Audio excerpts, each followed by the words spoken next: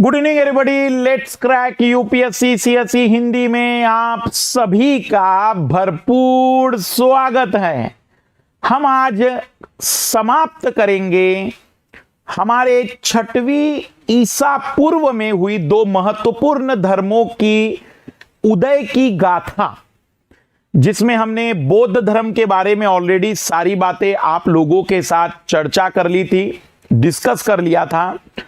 काफी लंबा समय लग गया जैन धर्म को कंप्लीट करने में, क्योंकि यकीन मानिए कंटेंट कुछ ज्यादा बड़ा नहीं है, लेकिन इतनी सारी बातें, इतनी सारी डाइवर्सिटी इस पूरे टॉपिक में है कि मैं कह सकता हूं कि सच में आप लोग जब इसे पढ़ेंगे किसी किताब से तो आपका भेजा भू हो जाएगा, मतलब सर चकरा जाएगा। हमारी टीम की आप प्रशंसा करेंगे निश्चित ही जब आज आप हमारे इस कंटेंट को देखेंगे।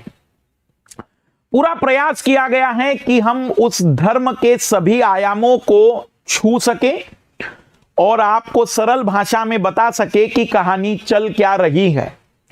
मैं आपको कहानी की थोड़ी पृष्ठभूमि में लेकर जाऊंगा और फिर हम आज की कहानी में जैन धर्म के विभिन्न आयामों को समझेंगे। आज की क्लास 2 दृष्टिकोण से महत्वपूर्ण भी है। एक तो फिलॉसफी के दृष्टिकोण से, या मैं कहूंगा कि एथिक्स के दृष्टिकोण से भी बड़ी महत्वपूर्ण है।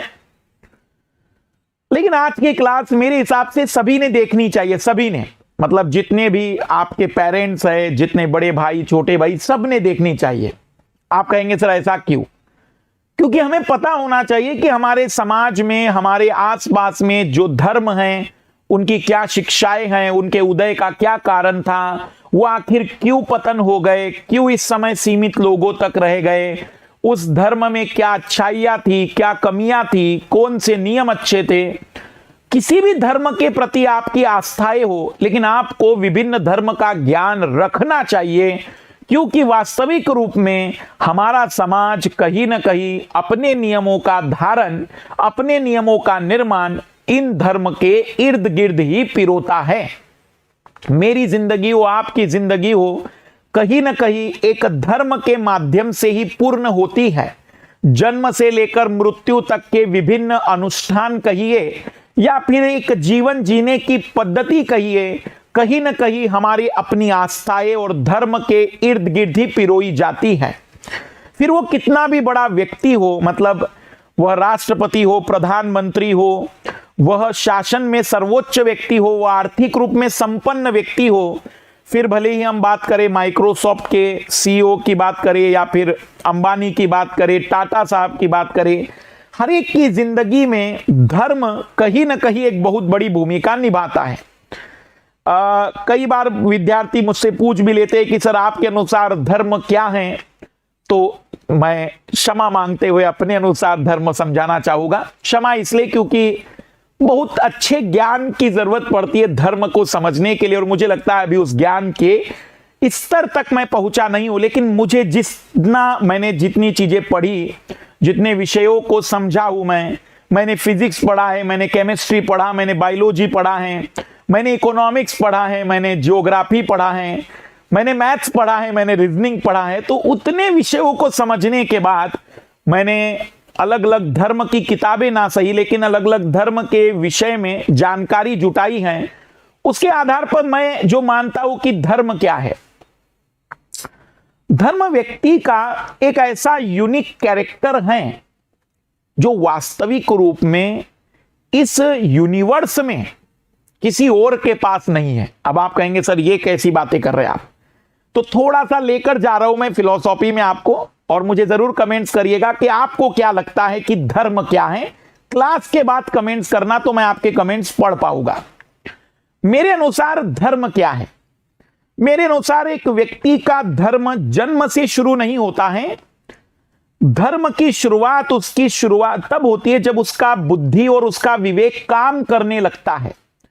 क्योंकि अगर धर्म की बात करते तो फिर गाय बैलों का भी धर्म होता, घोड़ों का भी धर्म होता, पर उनका विवेक नहीं होने के कारण हम कहते कि भी धर्म मनुष्य के लिए एक स्पेसिफिक कैरेक्टर है। तो विवेक से शुरू होता है धर्म, जहां व्यक्ति तय करता है कि उसे कौन से रंग, कौन सा कलर पसंद है, उसे भोजन में क्या पसंद है, वो कहां जाना पसंद करता है, वो कैसे कपड़े पहनना पसंद करता है, वो क्या पढ़ना पसंद करता है, वो क्या खेलना पसंद करता है, उसकी जिंदगी में क्या पसंद क्या नापसंद है, वो किस तरीके से अपनी जीवन को जीना चाहता है, वो क्या प्राप्त करना चाहता है, किस तरीके से कौन से रास्तों से चलकर वो अपनी जिंदगी पूरी करना चाहता है। वास्तविक रूप में मेरे दृष्टिकोण में धर्म यही है। और मुझे ऐसा लगता है कि जो किसी एक व्यक्ति का धर्म ऐसा है, वैसा हूबहू इस पृथ्वी पर किसी और का हो ही नहीं सकता है, कि किसी और व्यक्ति की भी वैसी ही सारी बातें हो। जैसे मैं इसको जब देखता हूं तो मैं इकोलॉजी इन्वायरमेंट का यूनिक कैरेक्टर कहता हूं निके। जैसे इकोलॉजी इन्वायरमेंट में निके होता है, वैसे भारतीय समाज ही नहीं, किसी भी समाज में मनुष्य का जो निके है वो उसका धर्म है। तो मेरे दृष्टिकोण में धर्म ऐसी कुछ परिभाषा होनी चाहिए, वास्तविक रूप में मुझे ऐसा लगता है। बाकी आप अपने विचारों को जरूर बताते चलिएगा। शुरुआत करते हैं बिना किसी देरी के आज के इस महत्वपूर्ण एपिसोड की। मजा लेते चलिएगा, 1.5 घंटे मेरे साथ समय बिताइएगा। पूरे जीवन के दुखों को त्याग कर तू बस मेरी शरण में आ, मैं तुझे समस्त पापों से मुक्त कर दूंगा।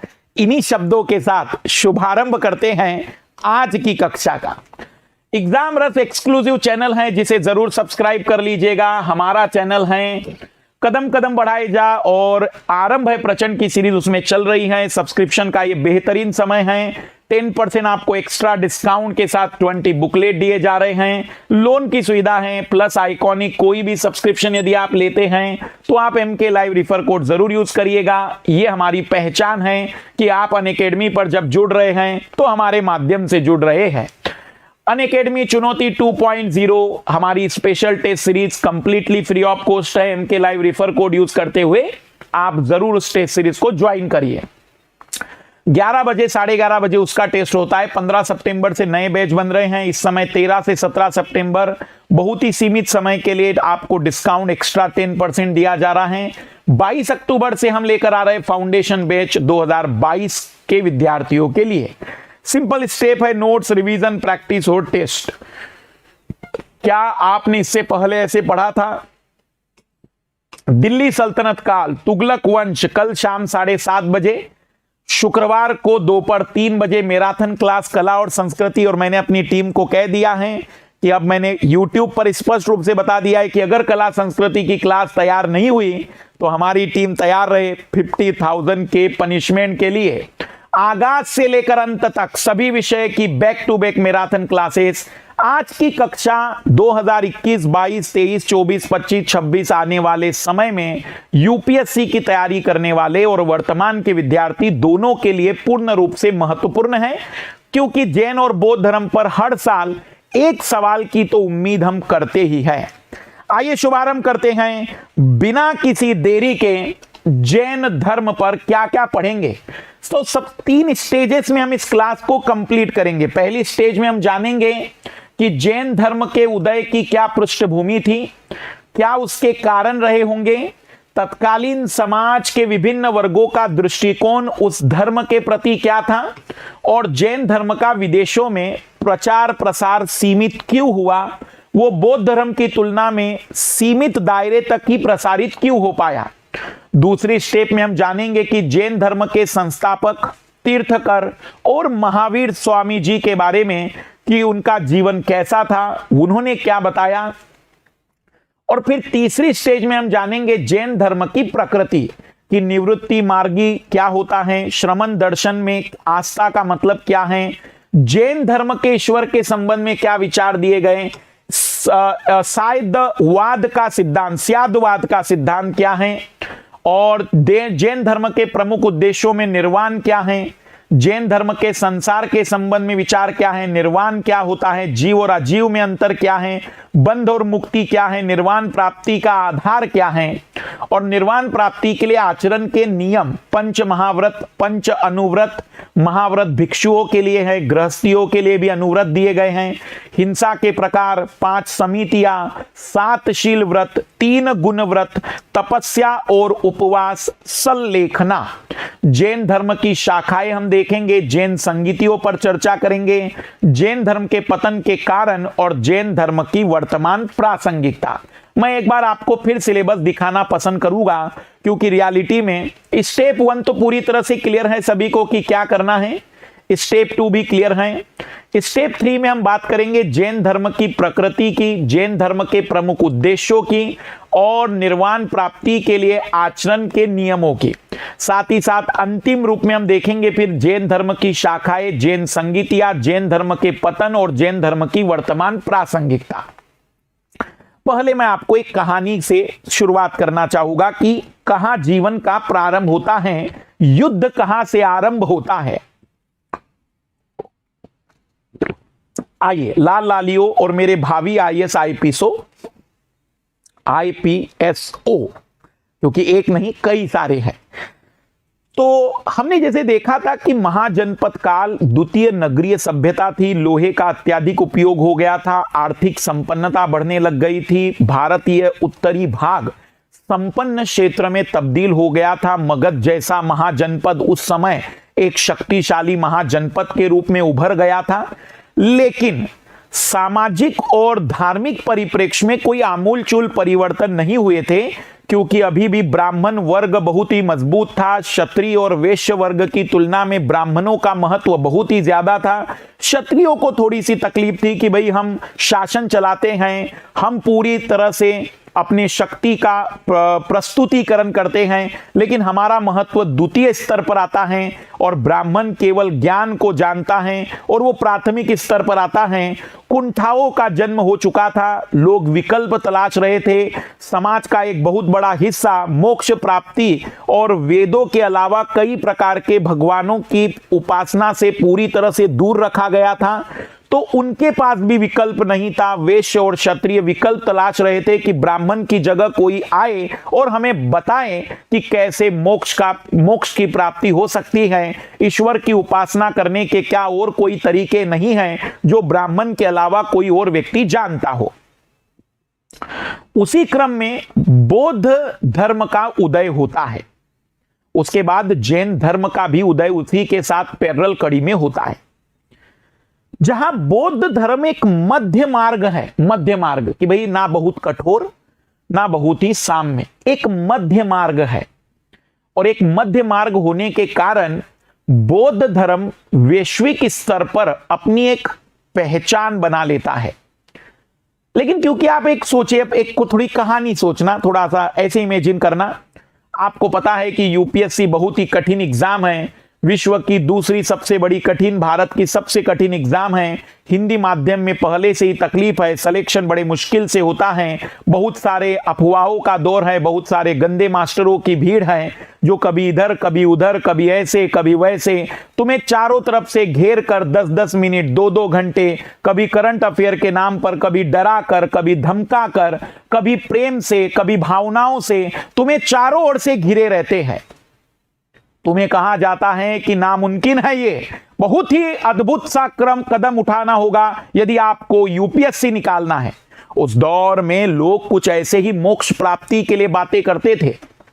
पर मान लीजिए कि एक व्यक्ति आता है और वो कहता है यूपीएससी एक साधारण सी परीक्षा है, आपको उसके लिए मेहनत करनी होगी, संतुलित रूप में अध्ययन करना होगा, मध्य मार्ग का अनुसरण करना होगा, किताबों को पढ़ने के साथ साथ विश्लेषण करना होगा, चीजें समझनी पड़ेगी, जाननी पड़ेगी। बहुत आसान है, आप जैसे जीवन जीते हैं वैसे ही आप थोड़ा बहुत अगर चीजों पर गौर करेंगे तो यूपीएससी की परीक्षा निकल जाएगी।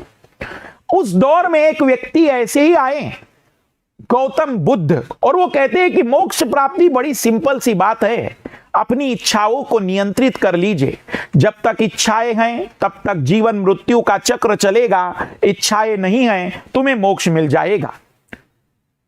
तो जो हमारे लोग थे उन्होंने कहा यार अभी तो वो व्यक्ति बता रहा था कि बहुत कठिन है मोक्ष प्राप्ति करना, और महोदय तो कह रहे हैं कि बहुत सरल है। डाउट हो रहा है मुझे महोदय पर। ऐसी स्थिति यूपीएससी के विद्यार्थियों के भी है। सारी दुनिया कह रही कठिन है और मधुकर सर कह रहे हैं कि भाई सिंपल है, मेहनत करो, निरंतर पढ़ते चलो, 6-7 घंटे प्रतिदिन पढ़ते चलोगे, संतुलित रूप में पढ़ोगे, सारा सिलेबस या सिलेबस के अनुसार पढ़ोगे तो बेहतर तरीके से समझ पाओगे चीजों को। हर एक सब्जेक्ट में एक ही टीचर को फॉलो करिए, एक किताब फॉलो कर लीजिए, प्रीवियस ईयर के क्वेश्चन कर लीजिए, सिलेक्शन हो जाएगा। तो डाउट है इतना जीवन कैसे सरल हो गया। तो जो नए नए लोग थे जिन्होंने इन मोक्ष प्राप्ति के उन पंडितों की तरफ ध्यान नहीं दिया, वो बौद्ध धर्म को एक्सेप्ट करके आगे निकल गए, और जिन्होंने इन्हीं तरीके के गुमराह रास्तों में भटकते चले, उन्होंने बौद्ध धर्म पर डाउट किया कि थोड़ा रास्ता कठिन होना चाहिए। इसी कारण से वैश्विक स्तर पर बौद्ध धर्म बड़े तेजी से प्रसारित हो गया, लेकिन भारतीय परिप्रेक्ष्य में उस पर एक संशय रहा। फिर मैंने आपको बताया था कि बौद्ध धर्म बाद में पूरी तरह से एक तरीके की हिंदू धर्म की शाखा ही हो गई। गौतम बुद्ध जी को 10वां अवतार माना जाने लगा, उनकी भी पूजा पाठ होने लग गई, ब्राह्मणों ने भी उनका सम्मान करना शुरू किया। तो बाद में तो ऐसा लगा कि वो उसी में मिल गए, तो इस कारण से भारत में उनका उतना प्रचार प्रसार नहीं हो पाया जितना कि विश्व में। डॉक्टर भीमराव अंबेडकर जी आए, उन्होंने ही एक तरीके से पुनर्रूप में हम कह सकते हैं कि बौद्ध धर्म के अनुयायियों की तादाद बढ़ाई। लेकिन जैन धर्म में भारतीयों का बड़ा अट्रैक्शन रहा। क्यों? क्योंकि जैन धर्म में कठोरता थी। जैन धर्म कहता था इतना सरल नहीं है मोक्ष प्राप्त करना, जो बाकी लोग कह रहे वो भी सही है, लेकिन मैं ज्यादा सही बताऊंगा तुम्हें कि कैसे मोक्ष की प्राप्ति होगी। और इसीलिए भारतीयों का जैन धर्म के प्रति आकर्षण बढ़ा। लेकिन वो कठोर नियमावली बाकी लोगों के लिए उतनी सरल नहीं थी, और इसीलिए वैश्विक स्तर पर जैन धर्म का प्रसार उस तरीके से नहीं हो पाया जिस तरीके से बौद्ध धर्म का प्रसार हो पाया था। आइए देखते हैं उस दौर की परिस्थितियां क्या थी, कैसा जीवन चल रहा था। आइए शुभारंभ करते हैं इसी कहानी के साथ। 6ठी शताब्दी ईसा पूर्व। 6ठी शताब्दी ईसा पूर्व मतलब मैं आपको 2700 साल पहले पुरानी बात बता रहा हूं। आप कहेंगे सर टाइम मशीन नहीं, अभी हम कोई टाइम मशीन में नहीं, मैं आपको उस दौर के इस धर्म के बारे में बताने की कोशिश कर रहा हूं। बाकी आप टाइम मशीन में बैठकर जीवन शुरू कर सकते हैं। 6ठी शताब्दी ईसा पूर्व का काल महान परिवर्तनों का काल था। यह परिवर्तन न केवल राजनीतिक क्षेत्र में हुए बल्कि धार्मिक क्षेत्र में भी हुए, जिन्हें मुख्यतः बौद्ध और जैन धर्म के उदय के रूप में समझा जा सकता है। जैन धर्म का उदय 6ठी शताब्दी ईसा पूर्व की एक महत्वपूर्ण घटना थी। इस समय वेदों के कर्म कांड की परंपरा, पुरोहितवाद की आलोचना होने लगी थी। उपनिषदों ने व्यक्ति को अपने जीवन की मूलभूत समस्याओं के संबंध में चिंतन करने की स्वतंत्रता प्रदान कर दी थी।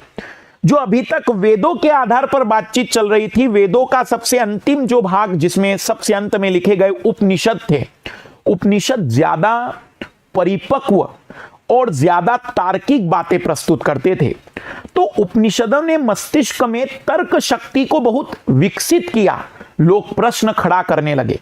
मतलब यदि मान के चलिए आप लोगों का मन हो कि सर मैं यूपीएससी के बाद यदि कुछ किताब पढ़ना चाहूं तो उपनिषद पढ़िएगा, क्योंकि तार्किकताएं हैं, सभी में ना सही लेकिन अधिकतर में कई सारी बातों का काफी विश्लेषणात्मक वर्णन किया गया है। तो उपनिषदों का ज्ञान जब उस समाज में प्रसारित हुआ तो लोगों के मन में कई प्रश्न खड़े होने लगे, और उन्होंने उन प्रश्नों के उत्तर जानने की कोशिश की जो उन्हें नहीं मिल पाए। इससे नवीन विचार और दार्शनिक सिद्धांतों का विकास हुआ, जिससे बौद्ध और जैन जैसे धर्म का भी उदय हुआ। अब ऐसा क्यों हुआ? तो हम जानते हैं कि उस दौर में अलग अलग जो वर्ग थे वो कहीं ना कहीं असंतुष्ट थे। ब्राह्मण या पुरोहित वर्ग को छोड़कर कहीं ना कहीं वो असंतुष्टि महसूस करते थे, हर स्तर पर, कोई कम कोई ज्यादा। दरअसल 6ठी शताब्दी ईसा पूर्व के आसपास तत्कालीन महाजनपदों में सामाजिक, आर्थिक, राजनीतिक क्षेत्र में एक सुव्यवस्था स्थापित हो चुकी थी, जिसमें कृषि तथा लोहे ने उल्लेखनीय भूमिका निभाई। पैसा बढ़ गया था भाई। किंतु तत्कालीन समाज का धार्मिक पक्ष अभी भी मूलतः वैदिक धर्म पर आधारित था, जो कि लगभग विगत 2000 वर्षों से भी अधिक लंबे समय से चल रहा था। स्वाभाविक तौर पर अब सामाजिक, विशेषकर आर्थिक और राजनीतिक परिस्थितियां परिवर्तित हो चुकी थी। जो धार्मिक परिवर्तन की लहर आई वो ऐसे ही नहीं आई, क्योंकि परिवर्तनों की शुरुआत आर्थिक स्तर पर हो चुकी थी। राजनीतिक स्तर पर जो खानाबदोश लोग थे, अब वह एक स्थायी जीवन जीने लग गए थे, संपन्न पूर्ण जीवन जीने लग गए थे। अब जनपदों से महाजनपद बन चुके थे। राजाओं के से भी हम कहेंगे शक्तिशाली राजाओं का विकास हो चुका था। कहीं न कहीं उपनिषदों के कारण विचार और तर्क शक्ति मजबूत हो चुकी थी। तो इस परिप्रेक्ष्य में जहां आर्थिक चेतना विकसित हो जाती है, जहां पर राजनीतिक परिवर्तन आ जाते, वहां धार्मिक परिवर्तन भी आते। मैं इसका उदाहरण तुम्हें आधुनिक रूप में दिखा सकता हूं। जैसे आप देखेंगे यूरोप में जो पुनर्जागरण काल आया ना भाई, क्यों पुनर्जागरण काल यूरोप में उसी समय आया? क्योंकि उसी समय यूरोप में संपन्नता बढ़ रही थी। आर्थिक संपन्नता जब बढ़ती है तो व्यक्ति का जो बुद्धि और तर्क शक्ति है वो भी बढ़ती है। आप कहेंगे सर कैसी बात है? बिल्कुल, जो हमारे लोग कहते नहीं कि पैसा आने के बाद दिमाग भी आ जाता है, सही है। क्योंकि दुखों में, आर्थिक असक्षमता में व्यक्ति का आधा मस्तिष्क इसी चिंताओं में रहता है कि वो अपने जीवन को चला पाएगा कि नहीं। तो वो कहां तर्क कर पाएगा कि ये सही है या गलत है? वो कहां पर बेहतर तार्किकता प्रस्तुत कर पाएगा? जैसा कि एक संपन्न व्यक्ति जिसके गले तक खाना आ चुका है, उसका मस्तिष्क चिंता मुक्त होकर चिंतन कर रहा है। चिंता मुक्त चिंतन दार्शनिक लोगों को जन्म देता है। यही चिंता मुक्त चिंतन शुरू हो चुका था उस दौर में। यूरोप में जो पुनर्जागरण काल में चिंता मुक्त चिंतन हुआ, जिसके कारण चर्च का वर्चस्व खत्म हुआ, बस सोच लीजिएगा कि चिंता मुक्त चिंतन यहां शुरू हुआ, उसके कारण से जैन और बौद्ध धर्म का उदय हुआ। तो सामाजिक और राजनीतिक स्तर पर, आर्थिक स्तर पर बड़े बदलाव हम देख रहे थे, और इन बदलावों का प्रभाव सांस्कृतिक और धार्मिक स्तर पर भी पड़ने वाला था। इस बात से सारे लोग वाकिफ भी थे। इन परिस्थितियों में धार्मिक क्षेत्र में विद्यमान कमियां और उनमें सुधारों का मार्ग प्रशस्त किया, क्योंकि समाज का एक बड़ा वर्ग अभी भी वैदिक धर्म के तहत वेदों के पठन और मोक्ष जैसे तत्वों से दूर था। साथ ही वह समाज की मुख्य धारा से भी वंचित था। ये वो शूद्र समुदाय हैं जिसको उस दौर में मुख्य धारा से, मतलब विकास, जीवन जीने के मुख्य मूलभूत साधनों से भी कहीं ना कहीं दूर रखा गया था। और समाज का एक बहुत बड़ा वर्ग धीमे धीमे इस तरीके के प्रभुत्व का विरोध करने के लिए भी तैयार हो रहा था कि क्या मोक्ष प्राप्ति के विकल्प सीमित हैं। इस संदर्भ में सबसे अधिक असंतोष वैश्य वर्ग में और इससे थोड़ा कम क्षत्रिय वर्ग में था, क्योंकि राज्य की अर्थव्यवस्था के संचालन, सुरक्षा और प्रशासन की व्यवस्था की जिम्मेदारी इन्हीं दोनों वर्ग पर थी, जबकि ब्राह्मण वर्ग का इन दोनों वर्गों के ऊपर प्रभुत्व और शीर्षतम स्थिति थी। सामान्य जनता में भी मोक्ष और धार्मिक गतिविधियों के प्रति जिज्ञासा उत्पन्न हो रही थी। इन सब परिस्थितियों ने ऐसी वैचारिक क्रांति का बीजारोपण किया, जिसने आगे चलकर न केवल जैन और बौद्ध धर्म की नींव रखी, बल्कि वैदिक धर्म में भी सुधारों की रूपरेखा का मार्ग निर्मित किया। इन्हीं दोनों धर्मों के बाद जब लोगों का आकर्षण बढ़ा, तभी इस वैदिक धर्म में भी परिवर्तन आने शुरू हुए और इसमें सुधारों का प्रारंभन किया गया। हालांकि वैदिक धर्म में सुधारों का यह प्रयास जैन और बौद्ध धर्म के विकसित होने के परिणाम के कारण ही हुआ था। आते हैं जैन धर्म के उदय के कारण, तो सबसे बड़ा कारण है धार्मिक असंतोष, क्योंकि नए धर्म के प्रति लोग तभी आकर्षित होंगे जब पुराने धर्म के प्रति नाराजगी होगी। नए मास्टर की खोज विद्यार्थी तभी करेगा जब पुराने मास्टर से नाराज होगा। पुराना मास्टर बकवास कर रहा होगा, तभी मास्टर नए की खोज करेंगे।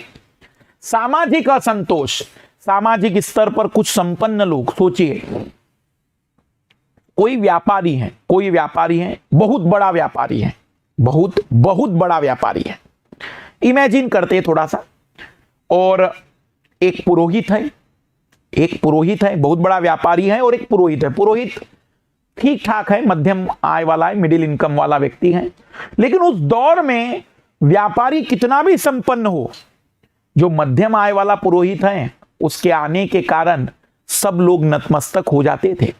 अब कल्पना करिए कि वो जो व्यापारी को कहेगा संपन्न मैं, शक्तिशाली मैं, मेरे पास इतनी दौलत, मेरे पास इतने घोड़े, मेरे पास इतने सिपाही, लेकिन फिर भी मुझे उतना सम्मान नहीं।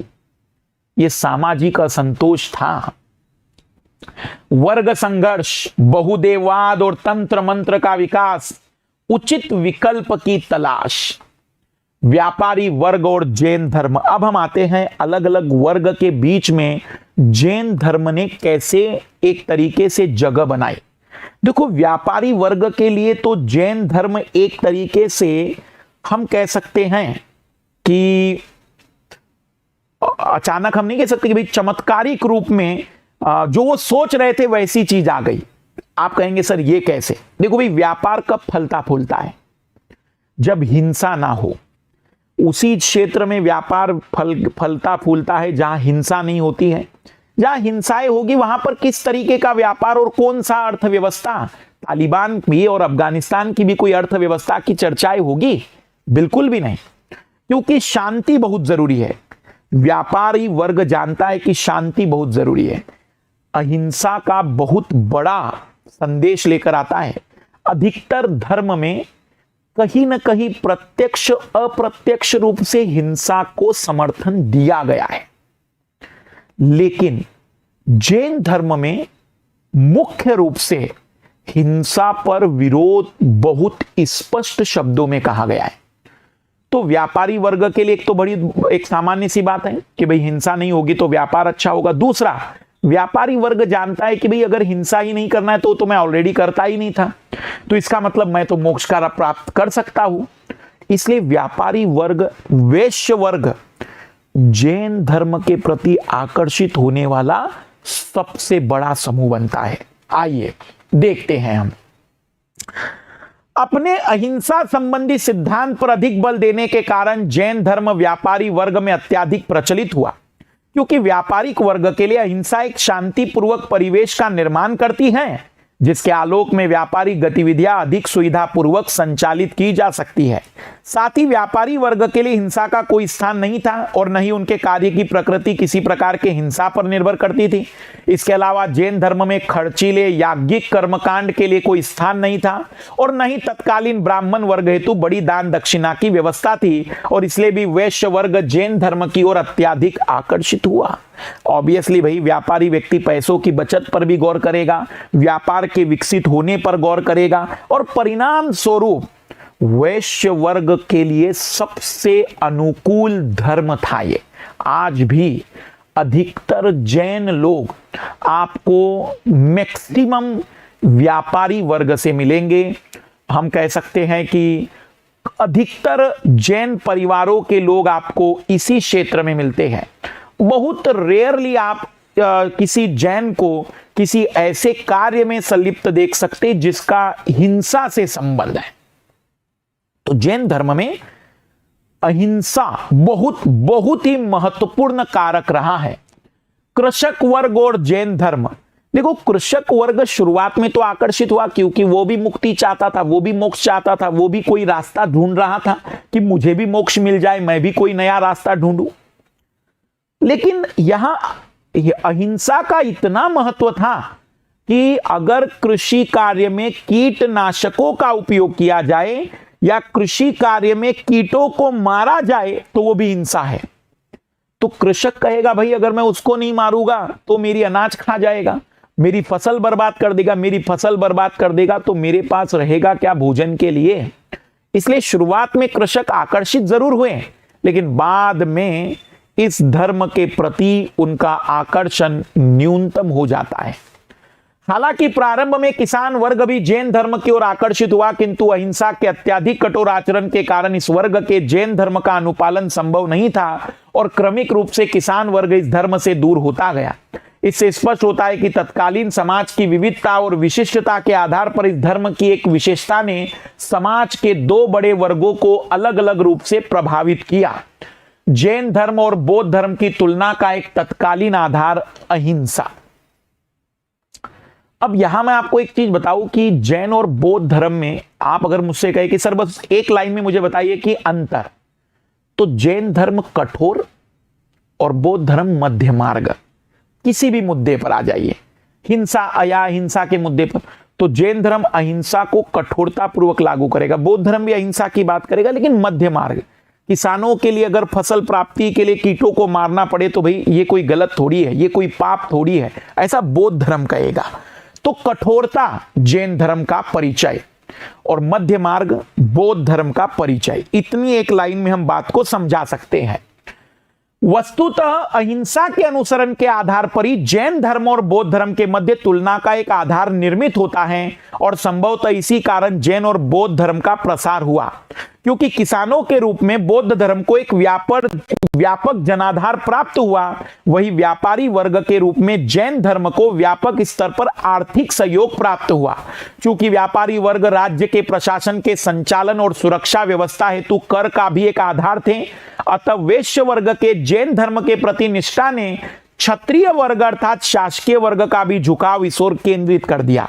भाई जो नागरिक जैसा चाहेंगे वैसा शासक को भी करना पड़ेगा। इसी कारण से जब वैश्य लोगों का जैन धर्म के प्रति आकर्षण बढ़ा तो राजाओं ने जैन धर्म के संरक्षण के लिए कदम उठाए, क्योंकि यही व्यापारी लोग उस राज्य में कर का बहुत बड़ा स्रोत भी होते थे। तो जनता जिधर खुश होगी शासक भी उधर ही खुश होगा। और वैसे भी शासक थोड़ा दुखी था, वो तो ढूंढ ही रहा था कि इसी बहाने सही मुझे पुरोहित वर्ग से मुक्ति तो मिलेगी। यही कारण था कि तत्कालीन लगभग सभी शासकों ने समय समय पर जैन धर्म को संरक्षण प्रदान किया। अब आते जैन धर्म का विदेशों में प्रसार। तो मैंने जैसे आपको कहानी बताई कि जैन धर्म की कठोरता, आप सोचिए आप भारत में रहते, इधर ध्यान देना, अब एक अद्भुत सी कहानी आपको फिर समझ में आएगी। अब आप इमेजिन करिए कि आप भारत में रहते हैं और हम जानते हैं कि इस भारत में ये जो ऊपरी हिमालय हैं इसके कारण ठंडी हवाएं नहीं आ पाती हैं, तो आप नग्न अवस्था में भी भारत के धूप में जीवन यापन कर सकते हैं। क्योंकि जैन धर्म में कठोरता थी, वस्त्र त्याग भी था, हम आगे पढ़ेंगे। लेकिन चीन में कैसे संभव है भाई? चीन में तो ठंड के समय में इतनी ठंड गिरती है कि संभव बहुत कठिन काम हो जाएगा। जापान में कैसे संभव हो पाएगा? क्योंकि जापान में भी तो उतनी ही ज्यादा ठंड पड़ेगी। ओवरऑल यदि मैं आप लोगों से कहूं तो भारत के अलावा किसी अन्य क्षेत्र में जब हम इस धर्म के प्रचार प्रसार और इसके विचारों की बातचीत करते तो हमें स्पष्ट रूप से समझ में आता है इतना सरल नहीं है जीवन। और इसी कारण से विदेशों में यह धर्म अपने कठोरता के कारण उतना प्रसारित नहीं हो पाया जितना कि बौद्ध धर्म ने अपने आप का प्रसार विश्व में भारत के बाहर अन्य भागों में किया था। इसके अलावा भी कई कारण हैं, लेकिन मुख्य कारण सबसे बड़ा जो मुझे लगता है वो यही रहा होगा। वस्तुतः बौद्ध धर्म की तरह जैन धर्म का विदेशों में प्रसार नहीं हुआ। इसका एक प्रमुख कारण था कि बौद्ध धर्म की तरह जैन धर्म के संदर्भ में किसी प्रकार के विहार आदि की व्यवस्था नहीं थी जो कालांतर में शिक्षण केंद्र के रूप में विस्थापित हुए। याद करिए, विहार, मठ जहां पूजा होती थी, विहार जहां बौद्ध भिक्षुक रहते थे, ऐसे किसी भिक्षुकों के रहने के यहां स्थान नहीं थे ताकि वहां शिक्षा का प्रचार प्रसार हो सके, पर्टिकुलर उस धर्म का।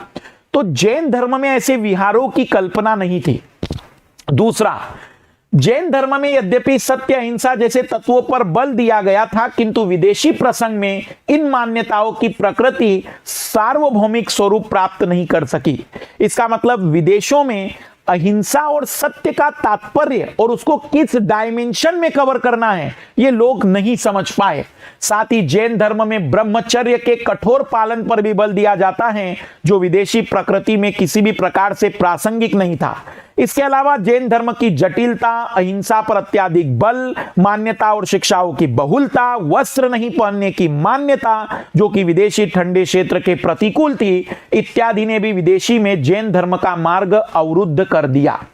कुछ लाल लाली कह रहे श्वेतांबर पीतांबर, तो वास्तविक रूप में श्वेतांबर और पीतांबर ये सब बातें तब आएगी जब पहली जैन संगीति आएगी, और जैन संगीति तब आएगी जब महावीर जैन जी का एक तरीके से पृथ्वी से एक तरीके से निर्वाण हो जाएगा। तो अभी तो हम जैन धर्म के उदय के समय की बात करें कि भी जैन धर्म जैसे विचार जो थे वो विदेशों में प्रसारित क्यों नहीं हो पाए। तो उसकी अपनी कुछ ऐसी नियमावली थी जो विदेशी लोगों के लिए थोड़ी कठिन थी, भौतिक रूप में भी उसका पालन करना बहुत ही कठोर था, और इसी कारण से हम कह सकते हैं कि वो उतने आसानी से स्वीकार नहीं किया जा सका विदेशी लोगों के द्वारा। इसके अलावा बौद्ध धर्म ने जहां अपने धार्मिक ग्रंथों के संकलन और स्वयं महात्मा बुद्ध द्वारा अपने संदेशों के प्रसार के लिए पाली जैसी स्थानीय और लोकप्रिय भाषा को अपनाया गया। भाषा भी बहुत प्रभाव डालती है। जहां पर भाषा सरल होती है, जहां भाषा में स्पष्टता होती है, शब्द का उच्चारण स्पष्ट होता है, वहां पर उन शब्दों और उस ज्ञान को प्राप्त करने में सरलता जाती है। जहां भाषा और शब्दों का उच्चारण स्पष्ट नहीं है, एक तरीके की सरलता निहित नहीं होती है, वाक्यों के निर्माण और भाषा की कठिन वहां पर शब्दावली हो जाती है, उसका व्याकरण कठिन हो जाता है, वो भी कई बार बाधा उत्पन्न कर देता है। वही महावीर जैन ने अपनी शिक्षाओं के प्रसार के लिए प्राकृत और अपभ्रंश जैसी अपेक्षाकृत जटिल भाषाओं को अपनाया। तो जहां पर जैन धर्म की भाषाओं में प्राकृत और अपभ्रंश जैसी भाषाएं उपयोग की गई, वही बौद्ध धर्म में पाली जैसी सरल भाषा का उपयोग किया गया। कालांतर में जब जैन ग्रंथों का संकलन हुआ तो उनमें भी प्राकृत, अपभ्रंश और संस्कृत जैसी विशिष्ट और उच्च बौद्धिक स्तर की अपेक्षा रखने वाली भाषाओं को अपनाया गया।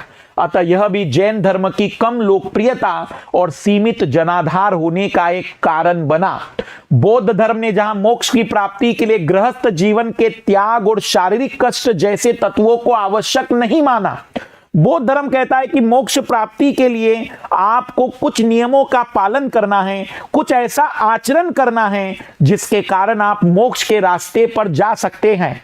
जैन धर्म कहता है कि नहीं, मोक्ष प्राप्त करना इतना सरल नहीं है, वहां पर आपको कठोर आचरण करना होगा, वहां पर आपको कठोर नियमों का पालन करना होगा, और यह भी जनाधार या आम जनता के लिए संभव नहीं था। वही जैन धर्म मोक्ष की प्राप्ति के लिए शारीरिक कष्ट को एक आवश्यक शर्त के रूप में स्वीकार करता है। जो व्यक्ति शारीरिक कष्ट की असीमित वेदनाओं को झेल सकता है, वही व्यक्ति मोक्ष प्राप्त कर सकता है। यहां मैं आपको एक छोटी सी बात बताऊं, जैसे एक मैंने आपको बताया नहीं था कि एक बार मैंने एक व्यक्ति के बारे में बताया था कि जो आधुनिक दौर में माने जाते हैं, जिन पर एक मूवी भी बनी थी सीक्रेट गेम वाली, क्या नाम था उनका, मैं नाम भूल जाता हूं, तेजी से कमेंट्स करना जरा लाल लालियो।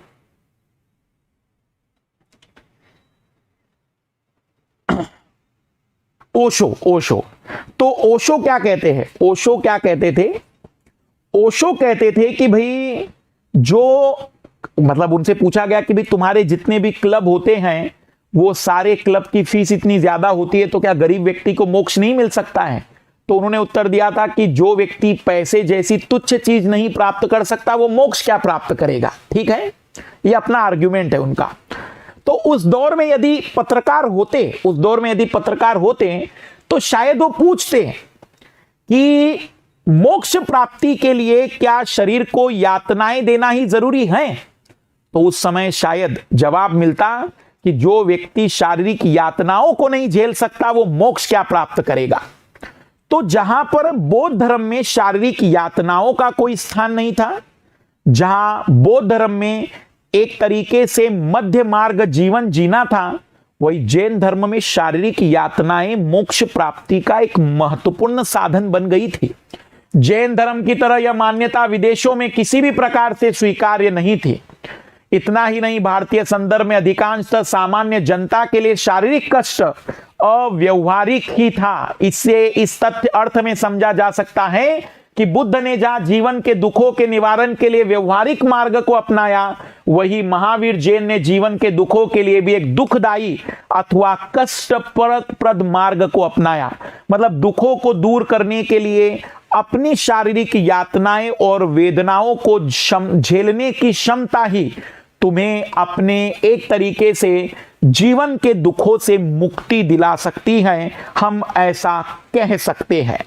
तो क्या आप लोगों को यह बात समझ में आ रही है कि यदि प्रश्न बन जाए कि तत्कालीन परिस्थितियों में बौद्ध और जैन धर्म एक साथ विकसित दो शाखाएं थी, लेकिन बौद्ध धर्म का जो विकास वैश्विक स्तर पर हो पाया, जैन धर्म का नहीं होने के क्या कारण थे, तो अब आप समझा सकते हैं कि किस तरीके से अहिंसा का समर्थन था, मोक्ष प्राप्ति के साधनों के तरीके कैसे थे, कठोर जो आचरण की बात कही गई थी, या फिर हम कह सकते हैं कि उन परिप्रेक्ष्य में जिस तरीके से विदेशी क्षेत्र में बौद्ध धर्म का प्रसार हुआ था, वो सारे लक्षण इसके अंदर नहीं थे।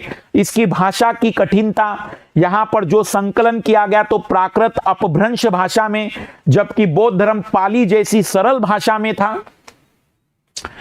इसके बावजूद जैन धर्म का विदेशों में प्रसार हुआ थोड़ा बहुत, क्योंकि तत्कालीन समय में भारत में बौद्ध विहारों में आने वाले विदेशी विद्यार्थी इस धर्म के वाहक बने।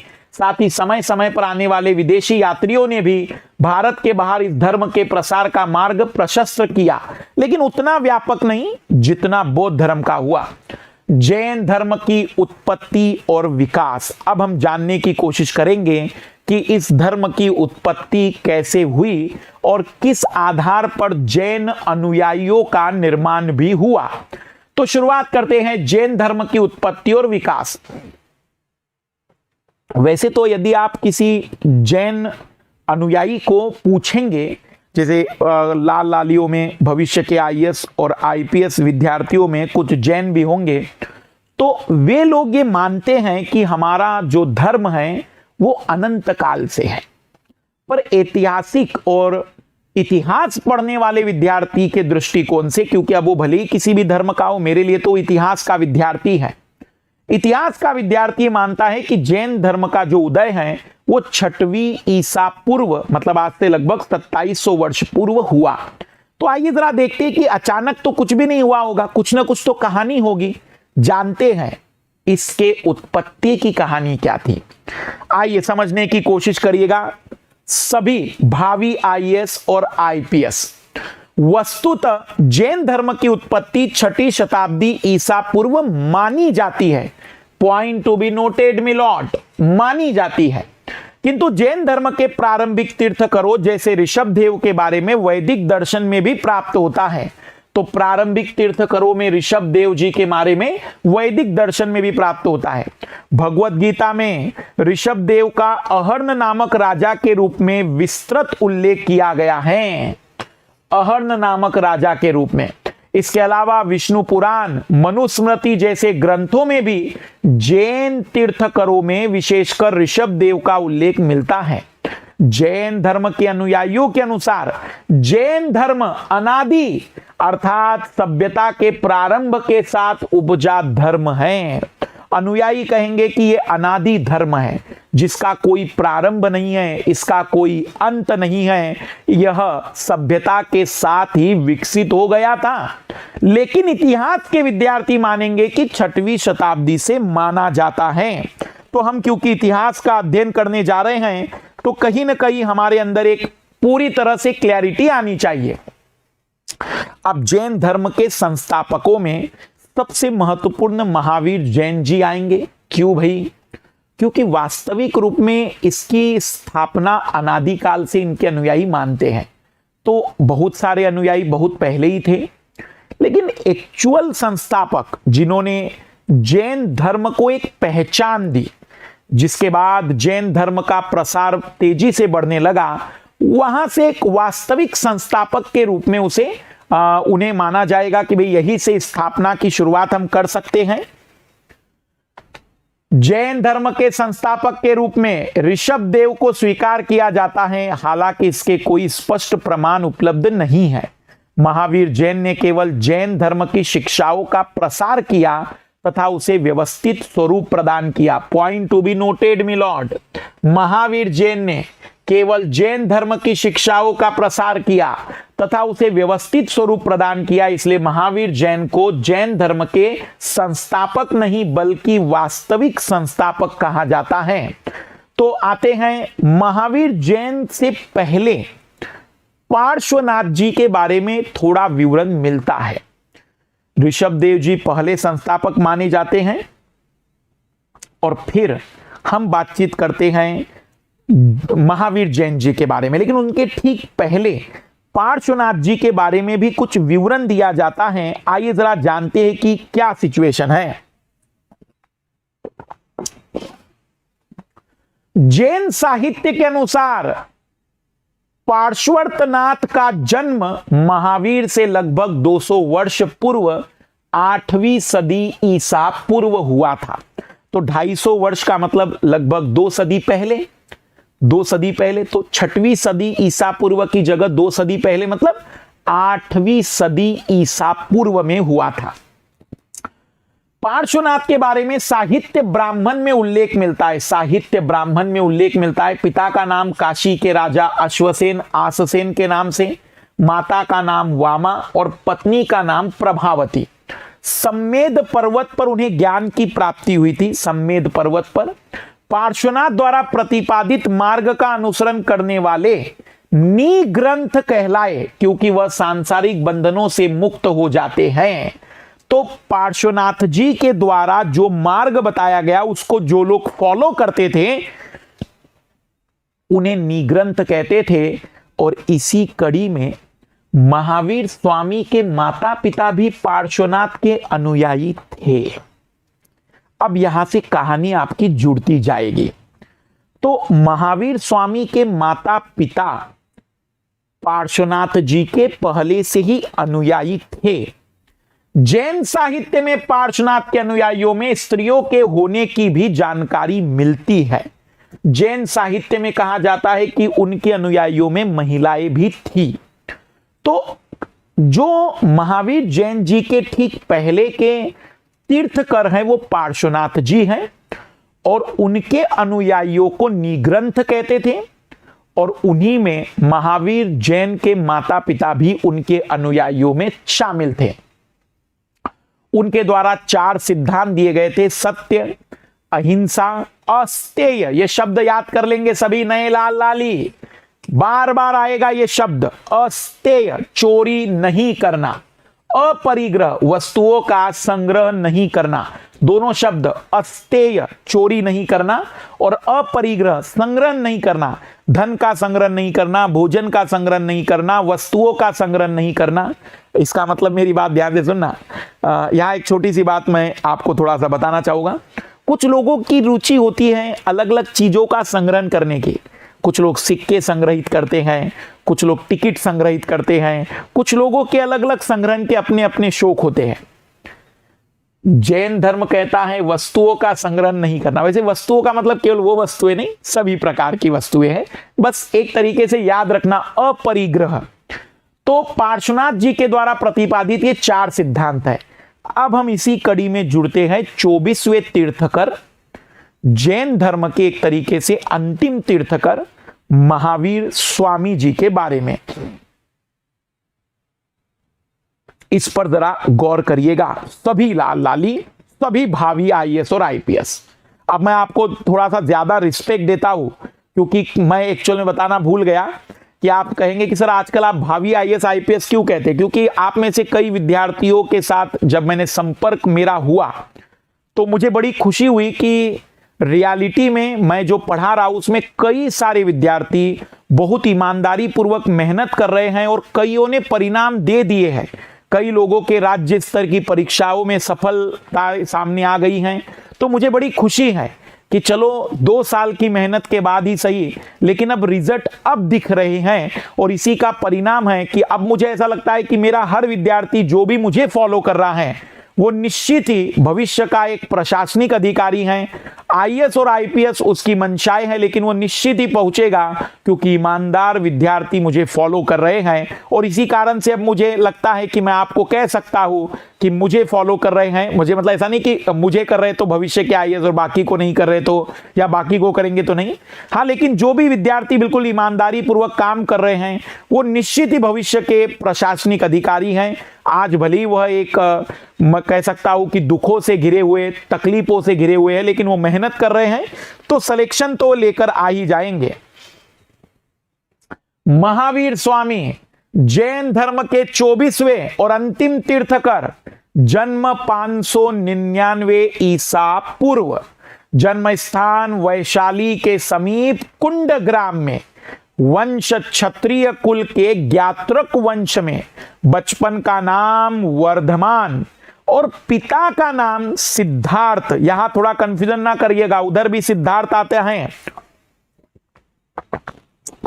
पिता का नाम सिद्धार्थ कुंड ग्राम के सरदार, माता त्रिशला लिच्छवी वंश के राजा चेटक की बहन, पत्नी यशोदा, पुत्री प्रियदर्शना अथवा अयोध्या, दामाद जामाली महावीर जैन के प्रथम शिष्य और प्रथम विरोधी। महावीर स्वामी के जन्म के समय, ये एक थोड़ी सी समानता आपको यहां मिलेगी। आप कहोगे सर यहां तो पिछली बार भी ऐसी बातें थी। इनके जन्म के समय भी भविष्यवाणी कर दी गई थी ज्योतिषों के द्वारा कि बड़ा होने पर या तो चक्रवर्ती राजा बनेगा या परम ज्ञानी सन्यासी बनेगा। तो ऐसा मत सोचना कि सर ज्योतिष तो हर बार सही हो रहे हैं, मैं भी जान लेता हूं कि मेरा सिलेक्शन होगा कि नहीं होगा।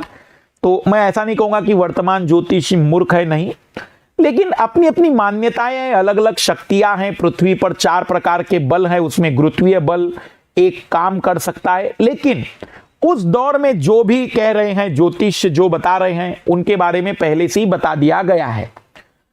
ज्ञान की प्राप्ति, अब जरा कहानी को समझना। जैसे कि बौद्ध धर्म में हमें पता है कि जो महात्मा बुद्ध थे उनको कुछ 4 बातें मिली रास्ते में जब वो निकले महल से। फिर उनके मन में त्याग का भाव पैदा होता है, वह ग्रह त्याग कर लेते हैं। यहां कुछ कहानी अलग है, यहां थोड़ी सी बात आपको अलग समझनी है। 30 वर्ष की आयु के समय वर्धमान ने अपने पिता की मृत्यु होने पर ग्रह त्याग कर दिया और पार्श्वनाथ के संप्रदाय का अनुसरण करने लगे, किंतु शीघ्र ही असंतुष्टि मिलने पर उन्हें संप्रदाय का त्याग कर दिया और शारीरिक कष्टों के साथ कठोर तपस्या करने लगे।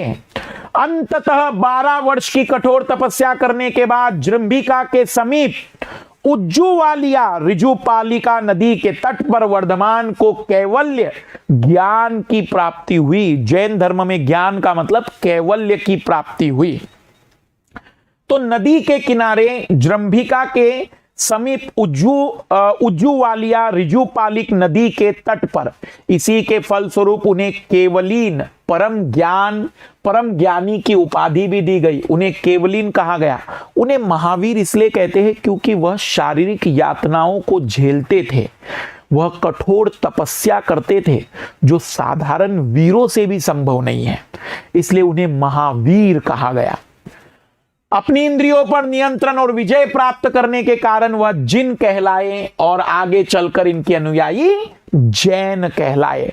उन्होंने अपनी इंद्रियों पर विजय प्राप्त की। उन्होंने अपने जितने भी शारीरिक आवश्यकताएं, इच्छाएं हैं, उस पर पूर्ण रूप से नियंत्रण स्थापित किया और इसलिए उस दौर में जिन शब्द उपयोग किया जाता था जो अपनी इंद्रियों को जीतता है, और इसीलिए उनके अनुयायी फिर जैन कहलाए। कठोर तपस्या करने हेतु साहस दिखाने के कारण उन्हें महावीर के नाम से पुकारा जाने लगा। अपने समस्त सांसारिक बंधनों को तोड़ने के कारण निग्रंथ भी कहलाए। निग्रंथ पार्श्वनाथ जी के अनुयायियों को भी कहते थे। तो कई नाम है उनके। अब केवलीन परम ज्ञानी, जिन क्योंकि विजय प्राप्त की, महावीर क्योंकि साहस दिखाया इतनी कठोर तपस्या का, सांसारिक बंधन को तोड़ पाए इसलिए निग्रंथ की बातचीत उन्होंने प्रस्तुत की। आइए अब हम जानने की कोशिश करते हैं कि निवृत्ति मार्ग अब जैन धर्म की उत्पत्ति हमें पता चली कि वास्तविक रूप में महावीर जैन के अनुयायियों को ही जैन कहा जाने लगा। अब जरा इस जैन धर्म के विभिन्न पहलुओं को समझिएगा। थोड़ा दार्शनिक है लेकिन बड़ा इंटरेस्टिंग है कि किस तरीके की चीजों को वो समझाने की कोशिश कर रहे उस दौर के लोगों को। देखो भाई, आज एक वैज्ञानिक दौर है, हमारी तर्क शक्ति इतनी विकसित हो चुकी है, आज हम चीजों को बहुत डायमेंशन में देखने लगे हैं, डिजिटल युग है, हमने दुनिया को बदलते देखा है। तो आज का मनुष्य वास्तविक रूप में इस बात को समझ सकता है, लेकिन अद्भुत तो यह है कि उस दौर में भी इतनी कठिन बातें वो अपने अनुयायियों को सिखा पाते थे। बहुत बहुत बड़ी बात है इतनी कठिन चीजों को सिखा पाना। मतलब उनके अंदर एक अद्भुत शिक्षक का गुण मुझे दिखता है। जब मैंने उनको पढ़ा तो मैंने जब पूरा पढ़ा तो मुझे एक चीज तो समझ में आई कि इतनी कठिन बात अपने अनुयायियों को सिखा देना और समझा देना, वही अपने आप में एक अद्भुत सा गुण है। तो आइए देखते हैं कौन सी कठिन बातें थी जो उन्होंने अद्भुत तरीके से बताई।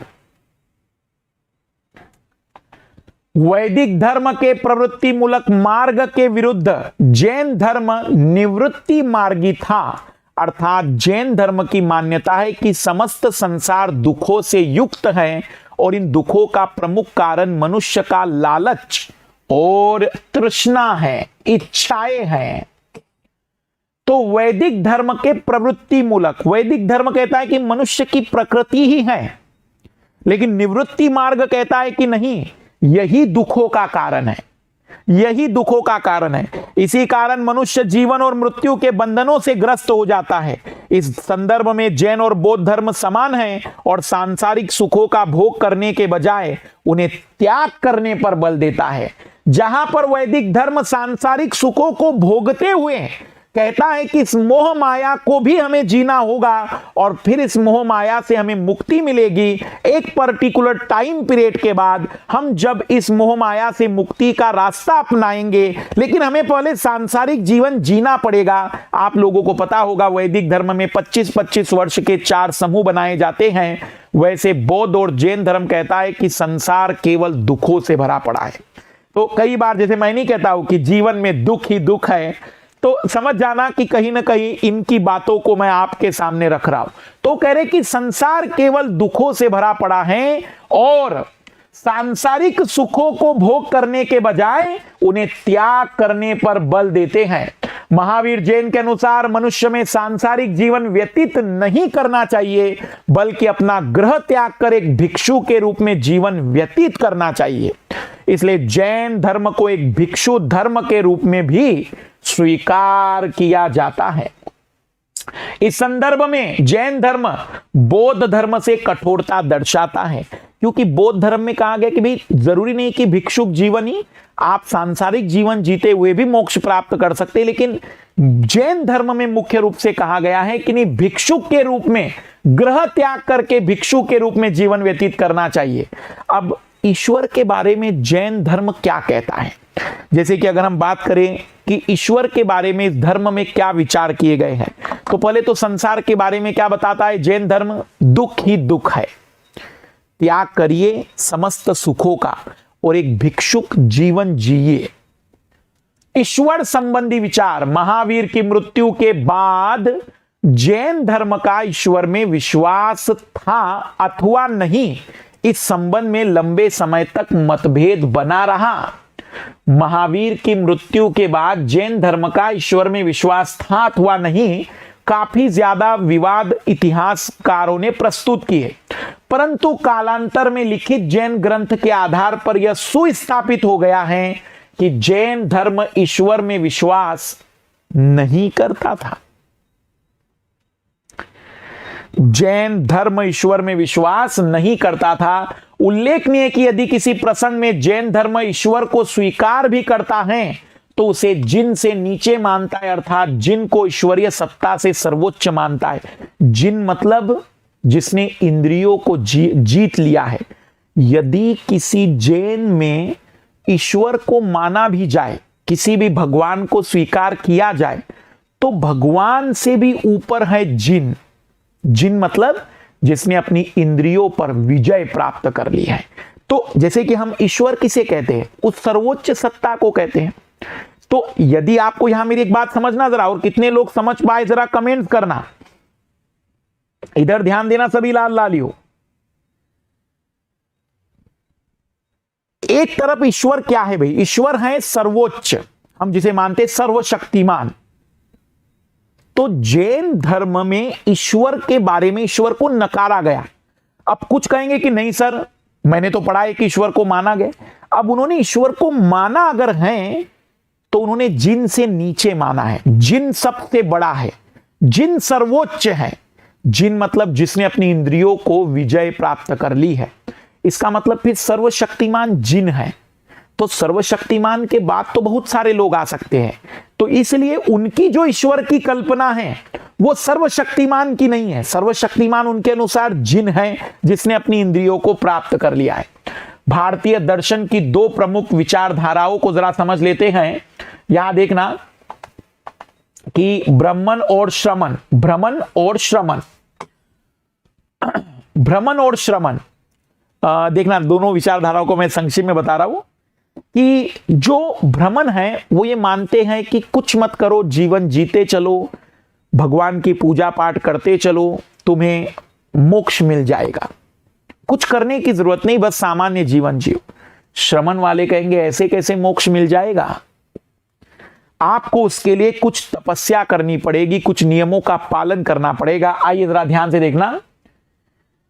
ब्राह्मण वाले, हां ब्राह्मण वाले में एक और इंपॉर्टेंट पॉइंट, ब्राह्मण वाले कहते हैं कि किस्मत सब कुछ है।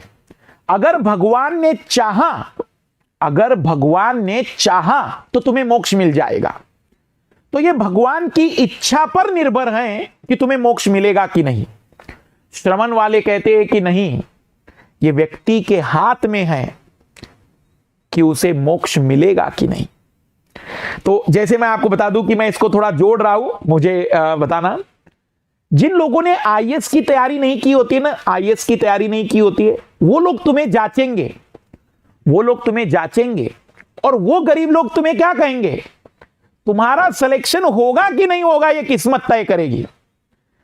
पर जिन लोगों ने यूपीएससी का एग्जाम दिया है या जो सिलेक्टेड विद्यार्थी है, वो कहेगा तुम्हारे हाथ में है कि तुम्हारा सिलेक्शन होगा कि नहीं।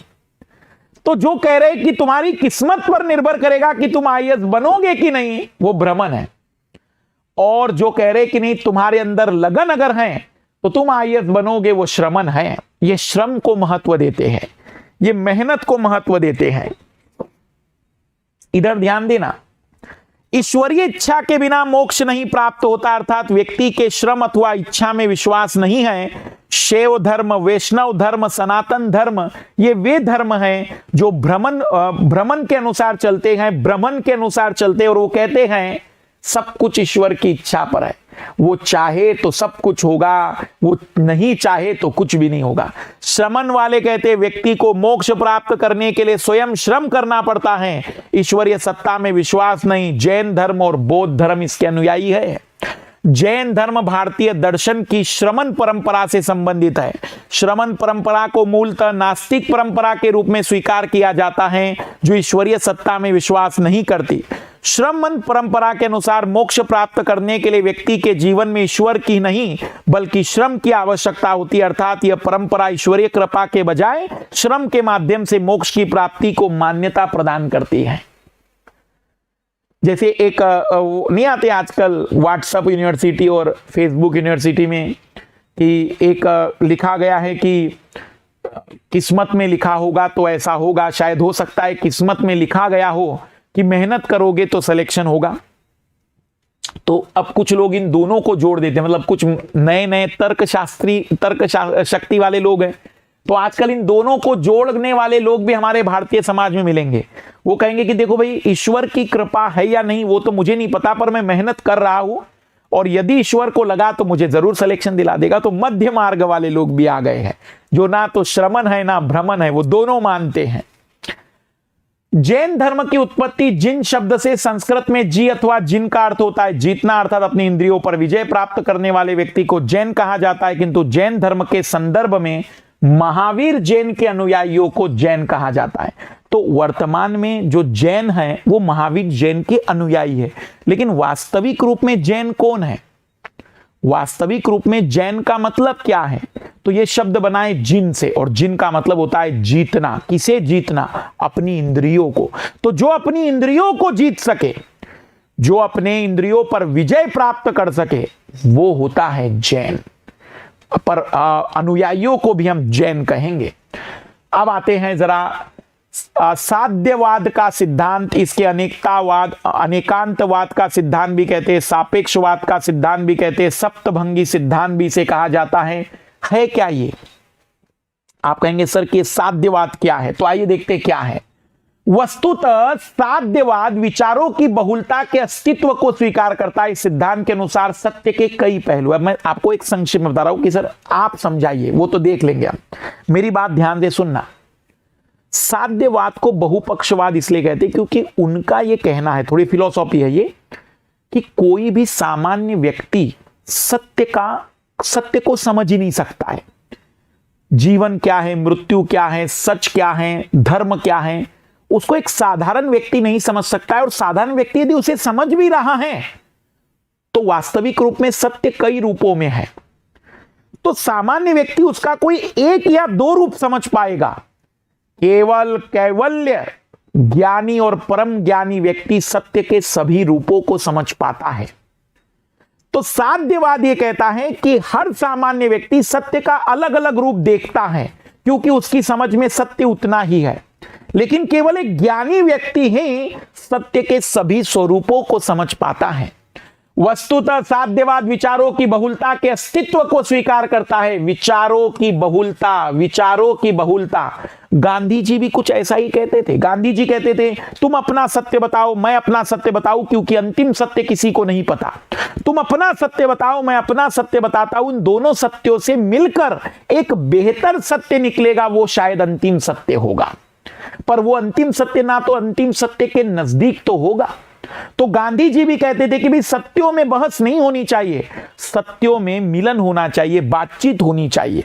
तुम अपनी बात बताओ, हम अपनी बात बताएंगे, उन दोनों से एक बेहतर बात निकालेंगे। यही साध्यवाद की बात है। यहां पर बहुल हम कहेंगे कि बहुलता है, विचारों की अलग अलग विविधता को हम कहते हैं। इस सिद्धांत के अनुसार सत्य के कई पहलू होते हैं।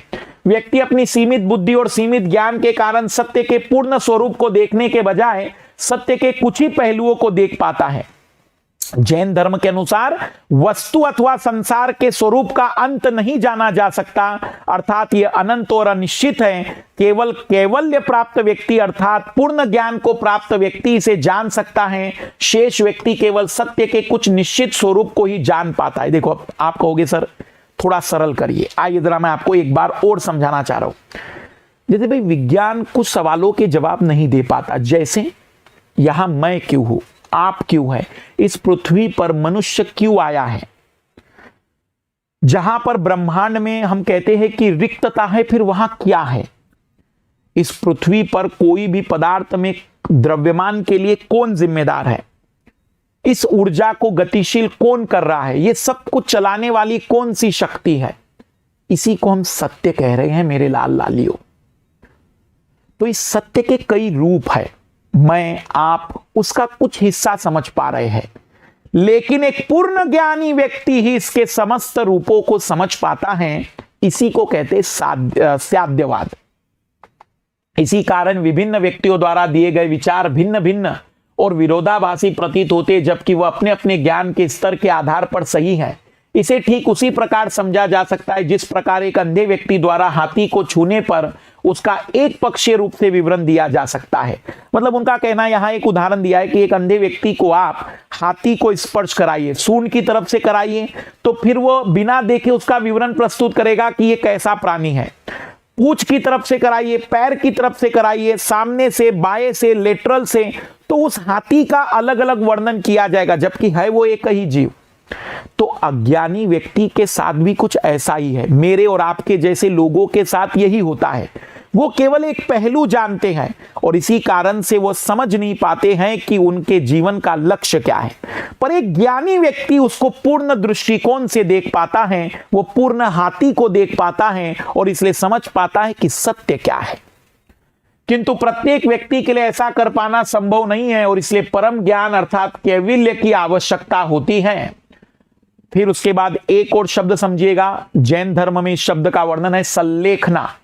संलेखना प्रक्रिया के माध्यम से जीव को आजीव अर्थात आत्मा को शरीर रूपी आजीव से अलग किया जाता है। शरीर को आत्मा से अलग करना ही मोक्ष प्राप्ति कहा गया है। इसमें यह धर्म मानता है कि यदि मोक्ष चाहिए तो आत्मा को मुक्ति मिलनी चाहिए शरीर से, और वह मुक्ति तब मिलेगी जब शरीर धीमे धीमे यातनाओं को सहने के साथ उस आत्मा के बंधनों को तोड़ेगा। आइए मैं आपको समझाने की कोशिश फिर कर रहा हूं। संलेखना प्रक्रिया समझना थोड़ी सी फिलोसॉफिकल है लेकिन मजेदार है। मतलब आपको पता चलेगा कि अरे ऐसी भी बातें धर्म बताता है। संलेखना प्रक्रिया के माध्यम से जीव को आजीव अर्थात आत्मा को शरीर रूपी आजीव से अलग किया जाता है। इसका अन्य नाम काया क्लेश और इसको आधुनिक नाम दिया गया है संथारा। शाब्दिक अर्थ शरीर को त्याग करना, अन्न और जल का पूर्णतः त्याग करते हुए मृत्यु को प्राप्त करने की क्रिया। इस क्रिया के लिए भिक्षु बनना अनिवार्य है अर्थात गृहस्थ जीवन व्यतीत करते हुए जैन अनुयायी द्वारा काया क्लेश नहीं किया जा सकता, मतलब शरीर का त्याग नहीं किया जा सकता। काया क्लेश शरीर से नफरत, एक तरीके से भोजन और अन्न का त्याग करते हुए जीवन को समाप्त करना। इसे हम कहेंगे कि यह वर्तमान में संथारा के नाम से जानी जाती है।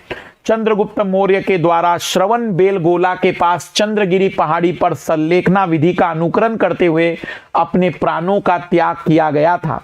उसी प्रकार एक राष्ट्रकूट राजा इंद्र तृतीय द्वारा भी संलेखना विधि के आधार पर मृत्यु प्राप्त की थी। आइए अब देखते हैं जैन धर्म के सिद्धांत। तो साध्यवाद आपको समझ में आ गया, साध्यवाद समझ में आ गया, संलेखना समझ में आ गया। अब जरा इनके सिद्धांतों पर बात करते हैं कि धर्म बताना क्या चाहता है, आखिर मोक्ष का मतलब क्या जानना चाहता है। लेकिन यहां आप थोड़ा समझिए कि एक अद्भुत सी बात है कि इस धर्म में हिंसा को कहीं जगह नहीं दी गई है, लेकिन स्वयं के ऊपर पीड़ाएं और वेदनाओं को कितनी भी हो जाए उसको स्वीकार किया गया है। तो स्वयं की पीड़ाओं को बढ़ा सकते हैं लेकिन किसी और को पीड़ा नहीं दे सकते। ये यूनिक कैरेक्टर है जैन धर्म का। जैन धर्म के सिद्धांत, सबसे पहले संसार संबंधी विचार। जैन धर्म में संसार को अनादि से अनंत काल तक शाश्वत और निरंतर माना गया है। मतलब जैन धर्म मानता है कि इसका कोई प्रारंभ और अंत नहीं है, अर्थात हिंदू धर्म और बौद्ध धर्म की तरह प्रलय अथवा संसार के अंततः नष्ट होने की कोई संकल्पना नहीं है। जैसे हिंदू धर्म में आता है कि भाई एक प्रलय होगा, फिर एक नया युग आएगा, फिर उसका समापन होगा, फिर एक नया युग आएगा। जैसे कि हम कहते हैं ना भी कि सतयुग, त्रेता युग, द्वापर युग, कल युग, फिर से सतयुग आएगा। तो हम एक युग का अंत मानते हैं और नए युग की शुरुआत मानते हैं। ऐसा जैन धर्म कहता है कि कोई युग का शुरुआत नहीं होता, कोई अंत नहीं होता है।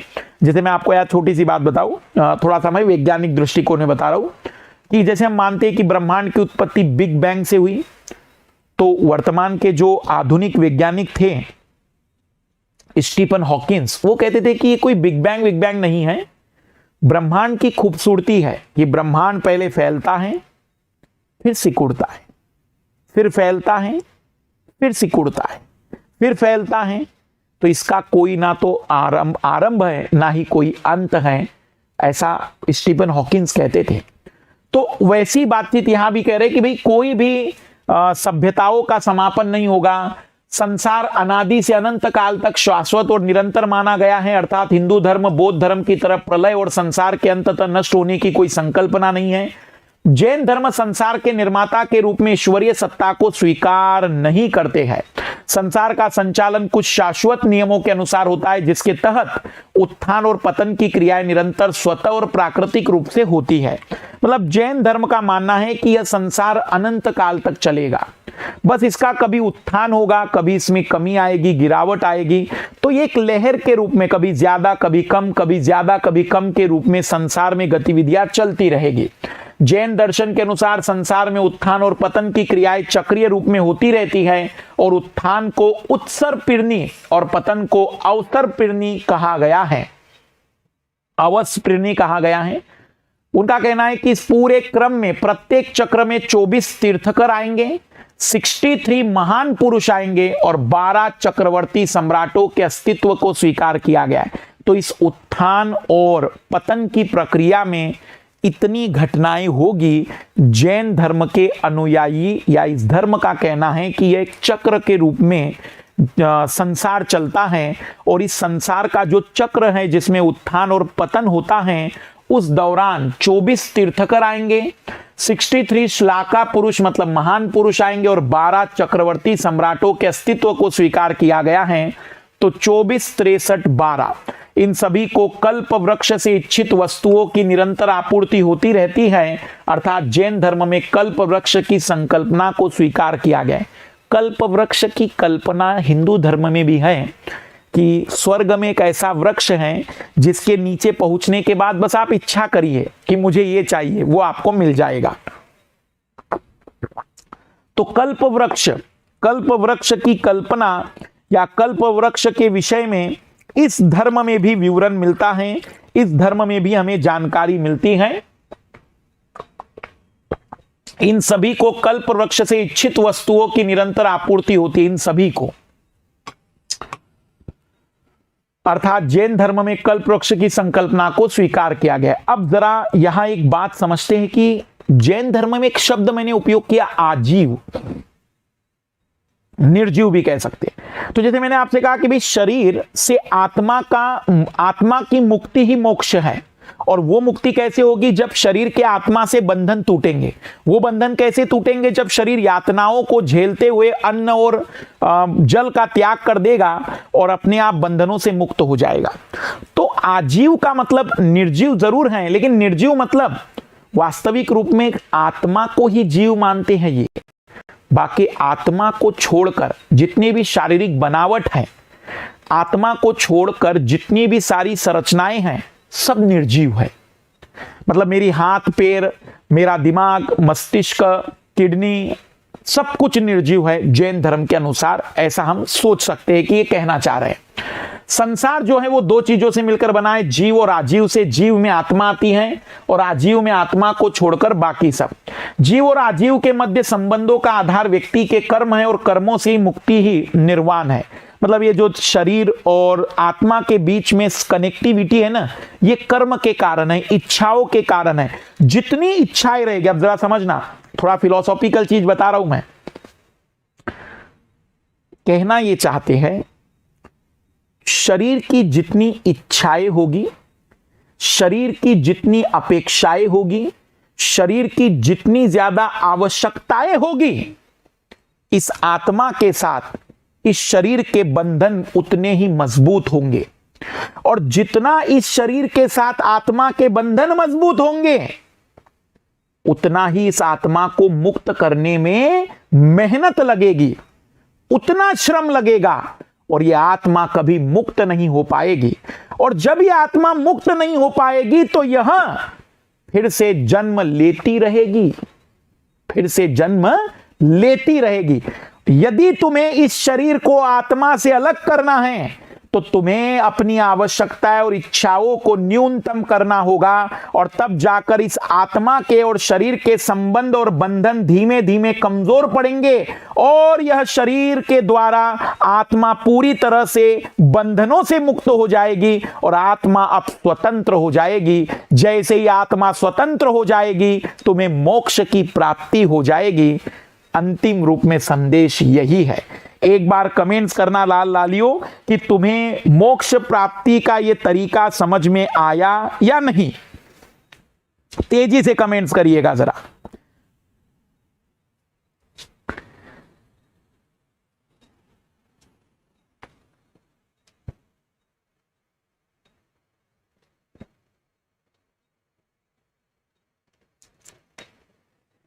ठीक है, अब आते हैं जैन धर्म के अनुसार यह संसार जीव और आजीव से मिलकर बना है। जीव मतलब आत्मा और जड़ मतलब शरीर से मिलकर बना है। जीव में आत्मा आती है, आजीव में पुद्गल भौतिक तत्व पदार्थ, धर्म अधर्म, आकाश काल सब कुछ आता है। पुद्गल वह वस्तु है जिसे जोड़कर बड़ा अथवा छोटा किया जा सकता है, जैसे शरीर। पुद्गल अर्थात पदार्थ के सबसे छोटे भाग को अणु कहा गया है और इसी अणु में आत्मा का निवास है। पुद्गल ही जीव और आजीव के मध्य कर्म के माध्यम से संबंध स्थापित करता है और पुद्गल यह संबंध 5 गुण स्पर्श, रस, गंध, वर्ण और शब्द के माध्यम से स्थापित करता है। मतलब ये जो पुद्गल, ये जो पदार्थ हैं, यही कनेक्टिविटी के लिए जिम्मेदार हैं और जितना ज्यादा इच्छाएं रहेगी कनेक्टिविटी उतनी मजबूत रहेगी। वस्तुतः जैन धर्म के अनुसार जीव और अजीव का मिलन ही संसार के निर्माण का कारण है और जीव और अजीव के मध्य कर्म का संबंध है। मतलब उनका कहना है कि ये संसार क्यों बना, ये संसार क्या है, जीव और अजीव का मिलन है। आत्मा का इन बंधनों के माध्यम से किसी शरीर से मिलन ही संसार है। यदि संसार को समाप्त करना है तो जीव और अजीव को अलग अलग कर दीजिए, संसार समाप्त हो जाएगा। पुद्गल अर्थात अजीव से अलग होना ही मोक्ष है और जो जीवन मरण से मुक्ति का एकमात्र मार्ग है, बंध और मुक्ति। जैन धर्म के अनुसार हिंसा, चोरी, झूठ, लोभ आदि के कारण जीव और अजीव के मध्य कर्म के रूप में संबंध स्थापित हो जाते हैं, जिसे आश्रव कहते हैं। अब जैन धर्म यहां एक और चीज बड़ी स्पष्ट कर रहे हैं। जैन धर्म कहता है कि जो व्यक्ति हिंसा करेगा, चोरी करेगा, झूठ बोलेगा, लोभ में फंसेगा, उसकी जो आत्मा है वो शरीर के साथ उतनी ही गुथ जाएगी और जितनी गुथेगी मोक्ष प्राप्ति उतनी ही कठिन हो जाएगी। मूलतः यही बंध और आश्रव पुनर्जन्म के प्रमुख कारण है। जब व्यक्ति ज्ञान के माध्यम से बंध और आश्रव के संबंध में विवेक प्राप्त करता है तो इसे संवर कहा जाता है। मतलब जब उसे ज्ञान मिलेगा और वो समझ जाता है, वो उसे पता चल जाता है कि मेरी आत्मा तड़प रही है, बंधी हुई है, उसे कैसे आजाद करना है, तो मुझे किसी प्रकार की चोरी नहीं करनी है, मुझे झूठ नहीं बोलना है, मुझे लोभ नहीं करना है, मुझे हिंसा नहीं करनी है। अपने आप मेरी आत्मा मुक्त होती चली जाएगी।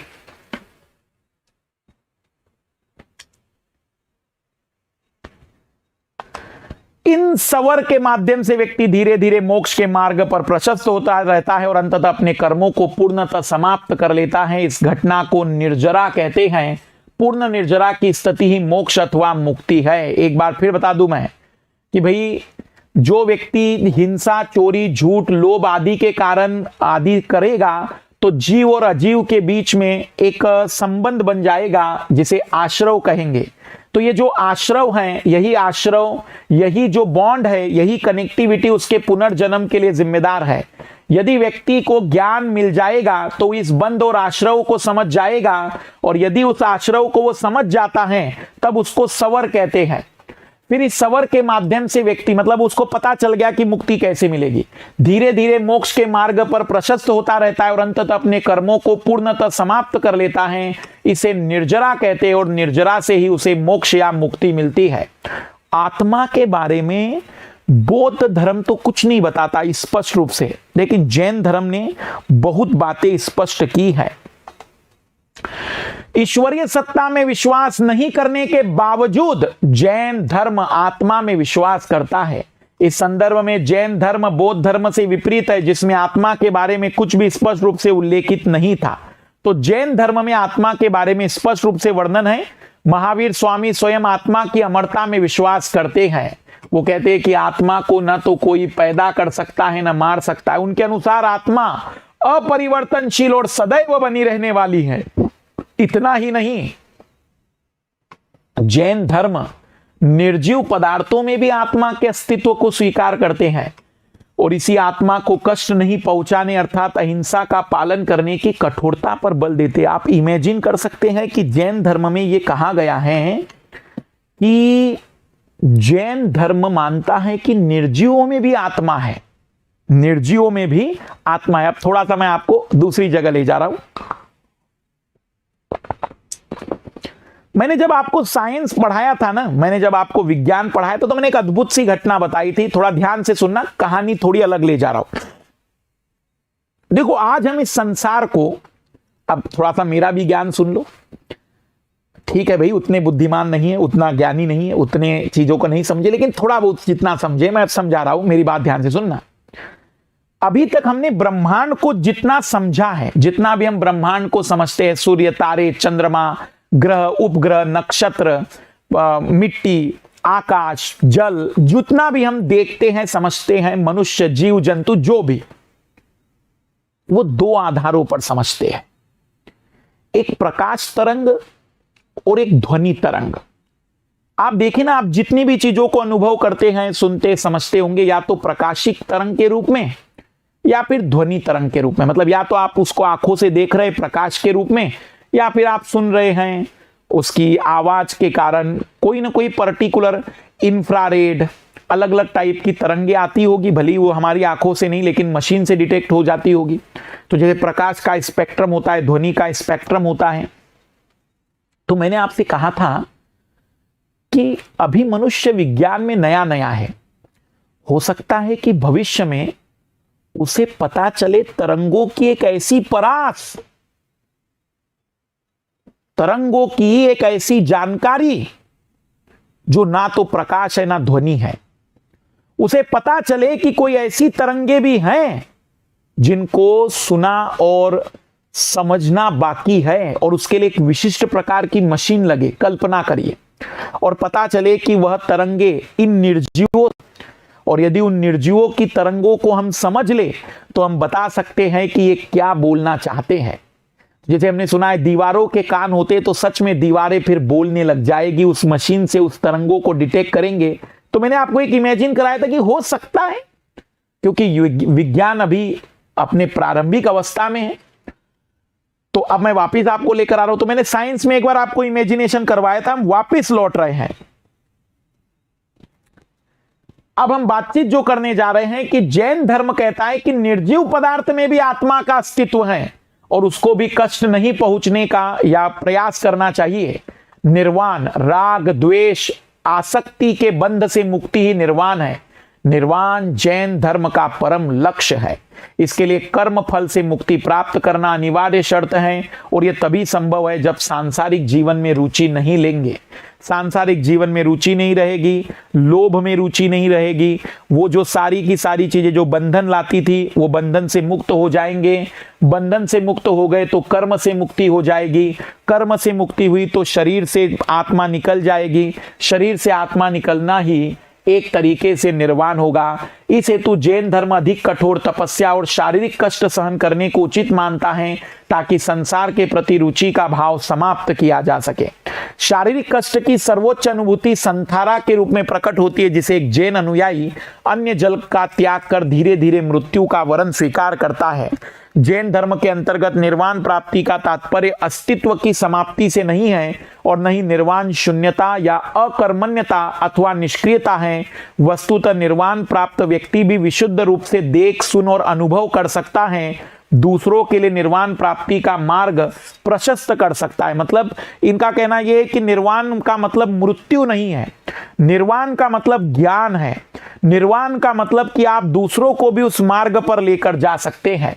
निर्वाण प्राप्ति का मार्ग त्रिरत्न, जैन धर्म निर्वाण की प्राप्ति के लिए त्रिरत्न के मार्ग का अनुसरण करने पर बल देते हैं। और त्रिरत्न के अंतर्गत क्या क्या आते हैं? तो जैन धर्म के अनुसार निर्वाण परम लक्ष्य है, और उस परम लक्ष्य को प्राप्त करने के लिए तीन आपके पास तरीके हैं। ध्यान से सुनना। सम्यक ज्ञान अथवा शंका रहित ज्ञान, जिसमें कोई डाउट ही नहीं है। सम्यक दर्शन, तीर्थकर के उपदेशों का पूर्णतः पालन करना। सम्यक चरित्र, सुख दुख में समान व्यवहार करना, तटस्थ रहना। जैन धर्म के अनुसार ज्ञान के तीन स्रोत हैं। प्रत्यक्ष ज्ञान, अनुमान लगाना, तीर्थकरों के वचन। सम्यक ज्ञान पर आ जाइए सबसे पहले कि सम्यक ज्ञान का मतलब क्या है। सम्यक ज्ञान का अर्थ है सही विचार, सत्य असत्य के बीच के अंतर को समझना। सही विचार, सत्य और असत्य के अंतर को समझना। जैन धर्म के अनुसार ज्ञान 5 प्रकार का होता है। मति ज्ञान, इंद्रियों के द्वारा प्राप्त ज्ञान। श्रुति ज्ञान, सुनकर प्राप्त किया गया ज्ञान। अवधि ज्ञान या दिव्य ज्ञान, स्थिति काल और परिस्थितियों की जानकारी। मन पर्याय ज्ञान, अन्य व्यक्तियों के बारे में जानकारी या मन की इच्छाओं को जान लेने का ज्ञान। और कैविल्य ज्ञान, देश काल परिस्थितियों की सीमा से बाहर का उच्चतम और पूर्ण ज्ञान ही कैविल्य ज्ञान कहलाएगा। सम्यक दर्शन, सम्यक दर्शन से तात्पर्य सही विश्वास, श्रद्धा और दृष्टि से है। जैन धर्म के अनुसार सत्य में विश्वास करना ही सम्यक दर्शन है। सम्यक दर्शन के 8 अंग है। मैं रिपीट करा दूं, आप लोग कंफ्यूज मत हो जाना। सबसे ज्यादा जरूरी है, जैन धर्म का परम लक्ष्य है निर्वाण, और निर्वाण प्राप्ति के लिए 3 रत्न है, सम्यक ज्ञान, सम्यक दर्शन, सम्यक चरित्र। सम्यक ज्ञान 5 प्रकार का होता है। सम्यक दर्शन की यदि हम बात करें तो सम्यक दर्शन 8 टाइप का है। संदेहों को दूर करना, सांसारिक सुखों की इच्छा को समाप्त करना, तृष्णा अथवा आसक्ति से बचना, गलत मार्ग का अनुसरण नहीं करना, झूठे विश्वास और मान्यताओं का अनुसरण नहीं करना, सत्य पर विश्वास बनाए रखना, सभी के लिए समान भाव रखना, जैन धर्म के सिद्धांत और मान्यताओं में पूर्णतः विश्वास रखना। ये उसके 8 अंग है। इसके लिए जैन धर्म 3 प्रकार के गलत कृत्यों से बचने की बात करता है। अंधविश्वास, पूजा के माध्यम से मोक्ष अथवा पुण्य प्राप्ति की इच्छा रखना, पाखंडी व्यक्तियों के प्रभाव में नहीं आना, और सम्यक चरित्र 3 रत्नों में। सम्यक चरित्र से तात्पर्य उचित आचरण व्यवहार से है, अर्थात प्रत्येक परिस्थिति में निष्पक्ष रूप से व्यवहार करना ही सम्यक चरित्र है। जैन धर्म के अनुसार सांसारिक गतिविधियों को निष्पक्ष रूप से एक समान भाव से देखना और आकलन करना ही सम्यक चरित्र है। जैन धर्म के अनुसार इन्हीं त्रिरत्नों के पालन से व्यक्ति कैवल्य अथवा मोक्ष की प्राप्ति कर सकता है और जीवन मरण के बंधनों से मुक्त हो सकता है। मैं रिपीट कर रहा हूं, जैन धर्म का परम लक्ष्य है निर्वाण। निर्वाण प्राप्ति के 3 रत्न हैं, सम्यक ज्ञान, सम्यक दर्शन, सम्यक चरित्र। यही 3 चीजों को यदि फॉलो करोगे तो जैन धर्म कहता है कि आपको मोक्ष मिल जाएगा। अब इन्होंने क्या किया कि अपने जो अनुयायी हैं उन्हें कुछ व्रत कहे थे कि भाई आप यदि मुझे फॉलो कर रहे हैं तो ये बातें आपको माननी पड़ेगी। ये तो उन्होंने कहा कि मोक्ष प्राप्ति के लिए तरीका है, लेकिन यदि आप भिक्षुक जीवन जीना चाहते हैं तो आपको 5 महाव्रत अपनाने पड़ेंगे, और यदि आप सांसारिक जीवन रहते हुए जैन अनुयायी बनना चाहते तो आपको महाव्रत की जगह पर अनुव्रत, महाव्रत की जगह अनुव्रत। पार्श्वनाथ की चतुर्याम शिक्षाएं प्लस महावीर का ब्रह्मचर्य का नियम इसमें जुड़ जाता है। तो पार्श्वनाथ जी ने पहले से ही 4 बातें बताई थी, सत्य, अहिंसा, अस्तेय, चोरी ना करना, अपरिग्रह संग्रह ना करना, और वहां पर महावीर जैन जी ने एक नई चीज जोड़ दी, ब्रह्मचर्य। तो ये महाव्रत है, शब्द पर गौर करना, महाव्रत कौन फॉलो करेगा? जो जैन भिक्षुक जीवन जिएगा।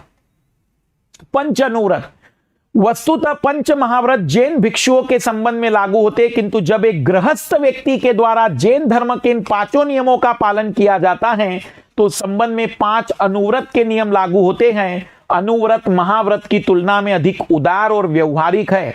जैन धर्म के चरित्र निर्माण के लिए 10 भावों का उल्लेख किया गया है। यही वो 5 बातें हैं, मैं बता देता हूं। जैन धर्म में इन्हें संक्षेप में 5 भाव में वर्णित किया गया है।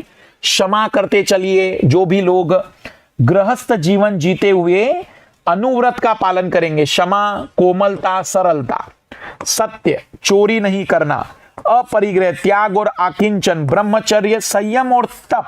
ब्रह्मचर्य का मतलब संयम रखना और अपने चिंतन पर बातचीत करते चलना। जैन धर्म के अनुसार हिंसा के 4 प्रकार है। अब यहां पर खत्म होता है ये चीजें कि भाई निर्वाण मिलने के लिए त्रिरत्न थे। उस त्रिरत्न के बाद उन्होंने अपने अनुयायियों को बताए महाव्रत और गृहस्थ अनुयायियों को बताए अनुव्रत। अब हम जो बातचीत करने जा रहे हैं जैन धर्म से जुड़ी हुई कुछ बातों की। ज्यादा नहीं बचा है लाल लालियों, ज्यादा नहीं बचा है। बड़े मुश्किल से आधा घंटा 30 मिनट की क्लास और चलेगी, ध्यानपूर्वक सुनते चलना। जैन धर्म ने हिंसाओं, क्योंकि हिंसा पर बहुत बल दिया है, जैन धर्म अहिंसा का सबसे बड़ा समर्थक है और इसीलिए उन्होंने हिंसाओं का भी काफी विस्तार पूर्वक वर्णन किया है। उन्होंने कहा है संकल्पी हिंसा, जानबूझकर जो हिंसा की जाए उसे संकल्पी हिंसा कहते हैं। एक शिकारी के द्वारा शिकार करना, लूटपाट करना, किसी की हत्या करना, यह सबसे घृणित हिंसा होती है जिसका परित्याग करना चाहिए। उद्यमी हिंसा, व्यापार में की जाने वाली हिंसा, जैसे एक व्यापारी के द्वारा लाभ की प्राप्ति करना अथवा किसान के द्वारा कृषि के दौरान कीटनाशकों का प्रयोग करना। व्यापारी द्वारा लाभ की प्राप्ति को मूलतः हिंसा नहीं माना जा सकता, क्योंकि ग्राहक को भली भांति पता होता है कि व्यापारी द्वारा लाभ की प्राप्ति किया जाना स्वाभाविक है। किंतु किसान द्वारा की जाने वाली हिंसा घृणित प्रकार की है, क्योंकि कीट किसान के द्वारा की जाने वाली हिंसा के प्रति अनभिज्ञ होते हैं। संभवतः इसी कारण व्यापारी वर्ग का अधिक जुड़ा हुआ और किसान वर्ग जैन धर्म से दूर हो गया। और तीसरा है आरंभी और गृहस्थी हिंसा। भाई इससे तो मुक्ति मिल ही नहीं सकती, लेकिन जैन धर्म कहता है कि इसको न्यूनतम तो कर सकते हो। घरेलू कार्य करते हुए हिंसा करना, जैसे कपड़े धोते, खाना बनाते समय सूक्ष्म जीवों की मृत्यु होना। इस हिंसा का त्याग करना संभव नहीं है, किंतु व्यक्ति को प्रत्येक कार्य को सावधानी पूर्वक करना चाहिए ताकि न्यूनतम हिंसा हो सके। तो जैन धर्म में केवल इसी प्रकार की हिंसा को स्वीकार किया गया है। प्रतिद्वंदी हिंसा, आत्मरक्षा के लिए की जाने वाली हिंसा कुछ अर्थों तक उचित ठहराई जा सकती है, जिसे प्रतिद्वंदी हिंसा कहते हैं। फिर जैन धर्म के अनुसार मनुष्य को अपने दैनिक जीवन में 5 बातों की सावधानी बरतनी चाहिए। उन्हीं सावधानियों को समिति कहते हैं। तो जैन धर्म में जिन सावधानियों को बरतने की बात कही जाती है ना, उसे समिति कहते हैं, समिति। तो जैन धर्म में सावधानियां 5 है। कौन सी भाई? इरिया समिति, सावधानी से चलना। भाषा समिति, सावधानी से बोलना। एषणा समिति, सावधानी से खाना। आदान निक्षेप समिति, सावधानी से कार्य करना। उत्सर्ग समिति, सावधानी से स्नान और शौच आदि करना। 7 शील व्रत व्यक्ति के द्वारा, ये 7 शील व्रत है जो एक जैन अनुयायियों को अपने जीवन में शामिल करने चाहिए। दिग्व्रत व्यक्ति द्वारा अपने जीवन में विचरण के लिए अधिकतम दूरी का तय करना। अपने विचरण के लिए मतलब जैसे कुछ लोग ऐसा भी उपवास कर सकते हैं कि मैं अपने गांव से बाहर कभी नहीं निकलूंगा, मैं अपने जिले से बाहर कभी नहीं निकलूंगा, मैं अपने राज्य से बाहर कभी नहीं निकलूंगा, मैं अपने देश से बाहर कभी नहीं निकलूंगा। तो उसे कहते दिग्व्रत। अपनी क्रिया को कुछ विशिष्ट दिशाओं तक सीमित करना, अर्थात एक जैन अनुयायी द्वारा यह निर्धारित करना कि वो अपने जीवन में स्वयं द्वारा निर्धारित स्थान से आगे नहीं जाएगा। जैसे राजस्थान में रहने वाले एक जैन अनुयायी द्वारा निर्धारित करना कि वो अपने पूरे जीवन काल में राजस्थान की सीमा से बाहर नहीं जाएगा। तो 7 शील व्रत जो बताए गए हैं, ये एक तरीके से पालन करने चाहिए जैन अनुयायियों ने। उसमें पहला है दिग्व्रत। देश व्रत, अपना कार्य कुछ विशिष्ट क्षेत्र तक सीमित करना, अर्थात व्यक्ति द्वारा कम से कम कार्य में स्वयं को भागी बनाना चाहिए तथा केवल वही कार्य करना चाहिए जो मूलभूत है और प्राकृतिक रूप से किए जाने अनिवार्य है। वस्तुतः महावीर स्वामी का मत है कि व्यक्ति यदि अधिक कार्यों में स्वयं को सम्मिलित करेगा तो उसकी इच्छाएं और लालसा उतनी ही तीव्र होगी। अतः व्यक्ति को अपने कार्य क्षेत्र के दायरे को सीमित रखना चाहिए। जैसे मैं पढ़ा रहा हूं तो मैं केवल पढ़ाऊं, फिर जो पैसा कमाऊं तो ऐसा नहीं है कि उससे दुकान भी चला रहा हूं, उससे मान लीजिए कि इन्वेस्टमेंट भी कर रहा हूं, शेयर मार्केट में भी पैसा लगा रहा हूं, फिर इधर भी पैसा डाल रहा हूं, जमीन भी खरीद रहा हूं। तो ऐसा ना करिए, एक निश्चित दायरा सीमित करिए, इसे कहेंगे देश व्रत। तीसरा अनंत दंड व्रत, बिना कारण अपराध का भागी नहीं बनना। महावीर जैन के अनुसार व्यक्ति को हिंसा से परित्याग करना चाहिए, क्योंकि हिंसा अपराध और पाप के लिए उत्तरदायी होती है। या अपराध अथवा हिंसा का तात्पर्य भौतिक और वैचारिक दोनों प्रकार की है। फिर चौथा है सामयिक व्रत, स्वयं का मनन करने के लिए एक निश्चित समय निर्धारित करना। मतलब एटलीस्ट अपनी जिंदगी में कुछ समय, जब भी आप दिन में 24 घंटे बिताते तो आधे घंटे चिंतन करिए, मनन करिए और सोचिए कि आपने क्या सही क्या गलत किया। जैन धर्म के अनुसार प्रत्येक व्यक्ति को दिन में 3 बार इच्छाओं को त्यागते हुए एकांत में बैठकर मनन और चिंतन करना चाहिए। फिर है प्रोष धोपवास व्रत, व्यक्ति द्वारा दिन में किए जाने वाले भोजन की अधिकतम मात्रा निर्धारित करना और यह प्रयास करना कि भोजन की यह मात्रा केवल जीवित रहने के लिए हो। एक जैन अनुयायी द्वारा निर्धारित करना कि पूरे 24 घंटे में वो केवल 2 रोटी खाएगा। एक उदाहरण बता रहा हूं मैं, ये जो उदाहरण बता रहा हूं समझाने के लिए, ऐसा कहीं उदाहरण मतलब लिखा हुआ नहीं है, ये समझाने के लिए मैं आपको बता रहा हूं कि इसका मीनिंग क्या होगा। उपभोग व्रत, दैनिक उपभोग की वस्तु और पदार्थों को सीमित करना और अंतिम है अतिथि समविभाग व्रत या वैया व्रत, अपने जीवन में दया और दान जैसे नियमों का पालन करना, स्वयं द्वारा निश्चित मात्रा में गरीबों को दक्षिणा देना, घर आए मेहमान अथवा साधु को भोजन कराने के बाद स्वयं भोजन करना। फिर है शीलव्रत, जैसे दिए गए हैं 7 वैसे ही 3 गुण व्रत हैं। जैन धर्म के अनुसार जैन अनुयायियों को 3 गुण व्रतों का पालन और निर्धारण भी करना चाहिए। कौन सा कार्य करना है और कौन सा कार्य नहीं, योग्य अनुकरणीय कार्य करना है, भोग और भोजन की सीमा निर्धारित करना है। तपस्या और उपवास के बारे में जैन धर्म क्या कहता है? महावीर जैन ने आत्मा को नियंत्रित करने और मोक्ष प्राप्ति के लिए प्रतिपादित सिद्धांत में तपस्या और उपवास पर अधिक बल दिया। जैन धर्म के अंतर्गत उपवास का तात्पर्य केवल भौतिक अर्थात अन्य जल के त्याग से नहीं वरन आंतरिक रूप से भी है, जिसके अंतर्गत ईर्ष्या, द्वेष, भेदभाव इसको भी त्यागने की बात कही गई है जैन धर्म में।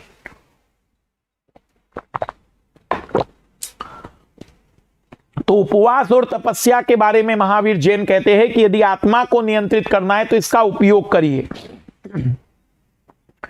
इस प्रकार तपस्या के अंतर्गत केवल शारीरिक कष्ट ही नहीं वरन अच्छे विचारों का विकास करना, नम्रता, दयालुता, अहिंसक प्रवृत्ति का विकास करना भी सम्मिलित है। मूलतः इन्हीं 2 आधारों के कठोर आचरण के कारण जैन धर्म ने कठोर और अव्यवहारिक स्वरूप धारण कर लिया। हालांकि प्रारंभ में इन्हीं दोनों आधारों के कारण जैन धर्म ने लोकप्रियता भी प्राप्त की, क्योंकि तत्कालीन समाज में वैदिक धर्म की प्रधानता थी, जिसमें कहीं न कहीं लालच, वासना, क्रोध इत्यादि के त्याग की प्रधानता पर बल दिया जाता था। क्योंकि उस दौर में जब यह धर्म विकसित हो रहा था तो समाज में इन चीजों की बहुत अधिकता थी। तो रियलिटी में उस परिप्रेक्ष्य में जैन धर्म का जब उदय हुआ तो इन लक्षणों के कारण ही वो लोकप्रिय हुआ। बाद में कालांतर में लोग जब सामान्य जीवन या हम कहेंगे कि वो चीजें खत्म हो गई तो लोगों के द्वारा इसको फॉलो करना कठिन हो गया। एक कारण यह भी था कि तत्कालीन समाज में मोक्ष प्राप्ति को कठिन और अत्यंत जटिल कार्य माना जाता था। जैसे मैंने आपको बताया यूपीएससी के बारे में लोगों की धारणा, इस कारण बौद्ध धर्म की भी कालांतर में लोकप्रियता कम हुई, क्योंकि सामान्य लोगों का मानना था कि बिना त्याग के गृहस्थ जीवन व्यतीत करते हुए सरलता से मोक्ष की प्राप्ति संभव नहीं हो सकती। फिर जैन धर्म की 2 शाखाओं के बारे में सुना होगा, दिगंबर और श्वेतांबर। दिग का मतलब 10, दिग का मतलब 10, अंबर का मतलब आकाश। तो सभी दिशाओं में आकाश मतलब उनको घेरे हुए है, यही उनके वस्त्र है, इसलिए वे नग्न रहेंगे। श्वेतांबर, श्वेत का मतलब सफेद, अंबर मतलब घिरा हुआ। दिगंबर, दिगंबर के जो सबसे प्रमुख हैं वो है भद्रभाऊ। मोक्ष के लिए वस्त्र त्याग जरूरी है, स्त्रियों का निर्वाण संभव नहीं, मोक्ष के बाद भोजन की आवश्यकता नहीं है। कैविल्य, महावीर स्वामी अविवाहित थे, इनको मानने वाले जो भी लोग हैं वो महावीर स्वामी के बारे में ऐसी चीजें कहते हैं। दिगंबर 2 शब्दों से मिलकर बना है, दिक अर्थात दिशा और अंबर अर्थात कपड़ा, अर्थात जिसके चारों दिशाएं ही कपड़े हो। इससे स्पष्ट होता है कि जैन धर्म की यह शाखा महावीर जैन के मूल विचारों से प्रेरित है और इसके अनुयायी कपड़े नहीं पहनते हैं। दिगंबर संप्रदाय के अनुयायी मोक्ष प्राप्त करने के लिए नंगत्व को आवश्यक मानते हैं और स्त्री मुक्ति का निषेध करते, अर्थात स्त्रियों को मोक्ष की भागीदारी नहीं मानते। दिगंबरों के अनुसार विष्णु, नंदी, अपराजित, गोवर्धन और भद्रबाहु नामक 5 श्रुत केवली हुए। श्रुत केवली का मतलब क्या है भाई? उस व्यक्ति अथवा तीर्थकर से जिसने सुनकर ज्ञान अर्थात केवल्य की प्राप्ति की। दिगंबरों के अनुसार जो भी तीर्थकर महावीर जैन ने ज्ञान दिया, इन 5 लोगों ने वो ज्ञान प्राप्त किया और उनको भी कैवल्य ज्ञान प्राप्ति हुई। दिगंबर जैन आचरण पालन में कठोर होते हैं, जबकि श्वेतांबर जैन उदार होते हैं। श्वेतांबर, श्वेतांबर 2 शब्दों से, श्वेत अर्थात सफेद, अंबर अर्थात कपड़े से मिलकर बना। इसका तात्पर्य है कि जैन धर्म की वह शाखा जो सफेद कपड़े पहनती उन्हें श्वेतांबर कहते हैं। श्वेतांबर का तात्पर्य केवल सफेद कपड़े पहनने से नहीं, बल्कि यह दिगंबर के साथ एक वैचारिक अंतराल स्थापित करती है, गैप भी है। श्वेतांबरों को पुजेरा, मूर्ति पूजक, डेरावासी, मंदिरा मार्गी भी कहा जाता है। इनके प्रमुख व्यक्ति स्थूल भट्ट थे। मोक्ष प्राप्ति के लिए वस्त्र त्याग आवश्यक नहीं, स्त्रियां मोक्ष के अधिकारी हैं। महावीर स्वामी विवाहित थे, मोक्ष के बाद भी भोजन की आवश्यकता रहेगी। अब उसके बाद फिर जैन संगीतियों के बारे में कई बार प्रश्न आते हैं। संगीति से तात्पर्य एक प्रकार की धर्म सभा है जिसमें जैन धर्म के संबंध में विशेषकर महावीर स्वामी की मृत्यु के बाद जैन धर्म के सिद्धांतों के संकलन और प्रचार प्रसार के लिए मंथन किया जाता था। तो जैन संगीतियां, बौद्ध में बौद्ध संगीतियां 4 हुई थी, जैन संगीति जैन सभाएं 2 ही हुई थी। पहली 322 या 298 ईसा पूर्व पाटलिपुत्र में हुई थी, अध्यक्ष स्थूलभद्र थे, शासक चंद्रगुप्त मौर्य थे। दूसरी 512 ईस्वी में हुई थी, वल्लभी स्थान था, देवर्धि शमाशमन, शासक ज्ञात नहीं थे। प्रथम जैन संगीति में ही जैन धर्म का दिगंबर और श्वेतांबर के रूप में विभाजन हो गया था, मतलब जैन धर्म 2 शाखाओं में बढ़ गया था। जैन धर्म के पतन के क्या कारण? सिद्धांतों की जटिलता, अभी आपने पढ़ा, आपको भी पता चला कि कितने सिद्धांत है भाई। जैन धर्म का विभाजन, वैदिक धर्म की तुलना में मौलिकता का अभाव बनाए रखने में असमर्थता, मतलब जैसे वैदिक धर्म में बातें थी वैसी बातें इसमें भी आने लग गई। राजाओं द्वारा उतना संरक्षण नहीं, वर्तमान में सिद्धांतों का अनुपालन करना अव्यवहारिक और असंभव।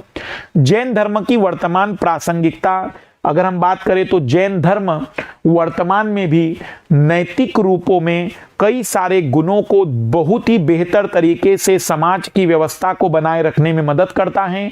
इसका जो नीति शास्त्र है वो समाज में एक संतुलित जीवन, जैसे हम कह सकते हैं कि चीजों को संग्रहित ना करना, तो अत्याधिक धन की प्राप्ति होने वाले व्यक्ति जो दान कर रहे हैं ये भी उसी तरीके की चीज है। हम कह सकते हैं सत्य अहिंसा बहुत ही पुरानी धारणाएं हैं जो मनुष्य के अस्तित्व के लिए जरूरी हैं। भद्रबाहु और उनके अनुयायियों को दिगंबर कहा गया, ये दक्षिणी जैन कहे गए। स्थूलबाहु और उनके अनुयायियों को श्वेतांबर कहा गया। श्वेतांबर संप्रदाय के लोगों ने सर्वप्रथम महावीर और अन्य तीर्थकारों की पूजा आरंभ की और ये श्वेत वस्त्र धारण करते हैं। राष्ट्रकूट शासकों के समय में दक्षिण भारत में जैन धर्म का विशेष प्रचार हुआ। गुजरात और राजस्थान में जैन धर्म 11वीं और 12वीं शताब्दी में अधिक लोकप्रिय हुआ। जैनों के उत्तर भारत में 2 प्रमुख केंद्र उज्जैन और मथुरा थे। दिलवाड़ा के जैन मंदिर में जैन तीर्थकर आदिनाथ, नेमिनाथ के प्रसिद्ध मंदिर हैं। खजुराहो में पार्श्वनाथ, आदिनाथ के मंदिर हैं। जैन परंपरा के अनुसार अरष्ट नेमि भागवत धर्म के वासुदेव कृष्ण के समकालीन थे। तो जैन परंपरा के अनुसार अरष्ट नेमि भागवत धर्म के वासुदेव कृष्ण के समकालीन थे। तो इतनी बातें याद रखिएगा। कल हम देखेंगे तुगलक वंश और इसी के रूप में अब हमारी कक्षाएं चलती रहेगी। रिवीजन करते चलिएगा, पढ़ते चलिएगा और लाइक और शेयर करते चलिएगा। सभी को बेस्ट ऑफ लक। कल देखेंगे मध्यकालीन, उत्तर मध्यकालीन भारत में दूसरा वंश हम कंप्लीट कर चुके खिलजी। अब तीसरा मध्यकालीन भारत में दिल्ली सल्तनत का तीसरा वंश तुगलक वंश। सभी को बेस्ट ऑफ लक और कमेंट जरूर करते चला करिए। कमेंट्स बताते रहेंगे हमें कि आप क्या चीजें पसंद कर रहे हैं और कमेंट्स में जरूर बताया करिए अच्छा बुरा जो भी आपको लगता है। धर्म के बारे में आपकी राय क्या है? दोनों धर्म अब आपने पढ़ लिए, दोनों धर्म में अंतर को लिखने की कोशिश करिएगा कमेंट्स में ही कि दोनों धर्म बौद्ध और जैन धर्म में आपने अंतर सीखे तो क्या आपको लगे, और दोनों धर्मों में कोई भी विशिष्ट बात जो आपको लगती है कि हाँ इस धर्म के बारे में हमें ये विशिष्ट लगा, जरूर कमेंट्स करिएगा। मैं आपके कमेंट्स पढ़कर बहुत ज्यादा चीजों को एनालाइज कर पाता हूं कि आपकी राय कैसी है, आपके विचार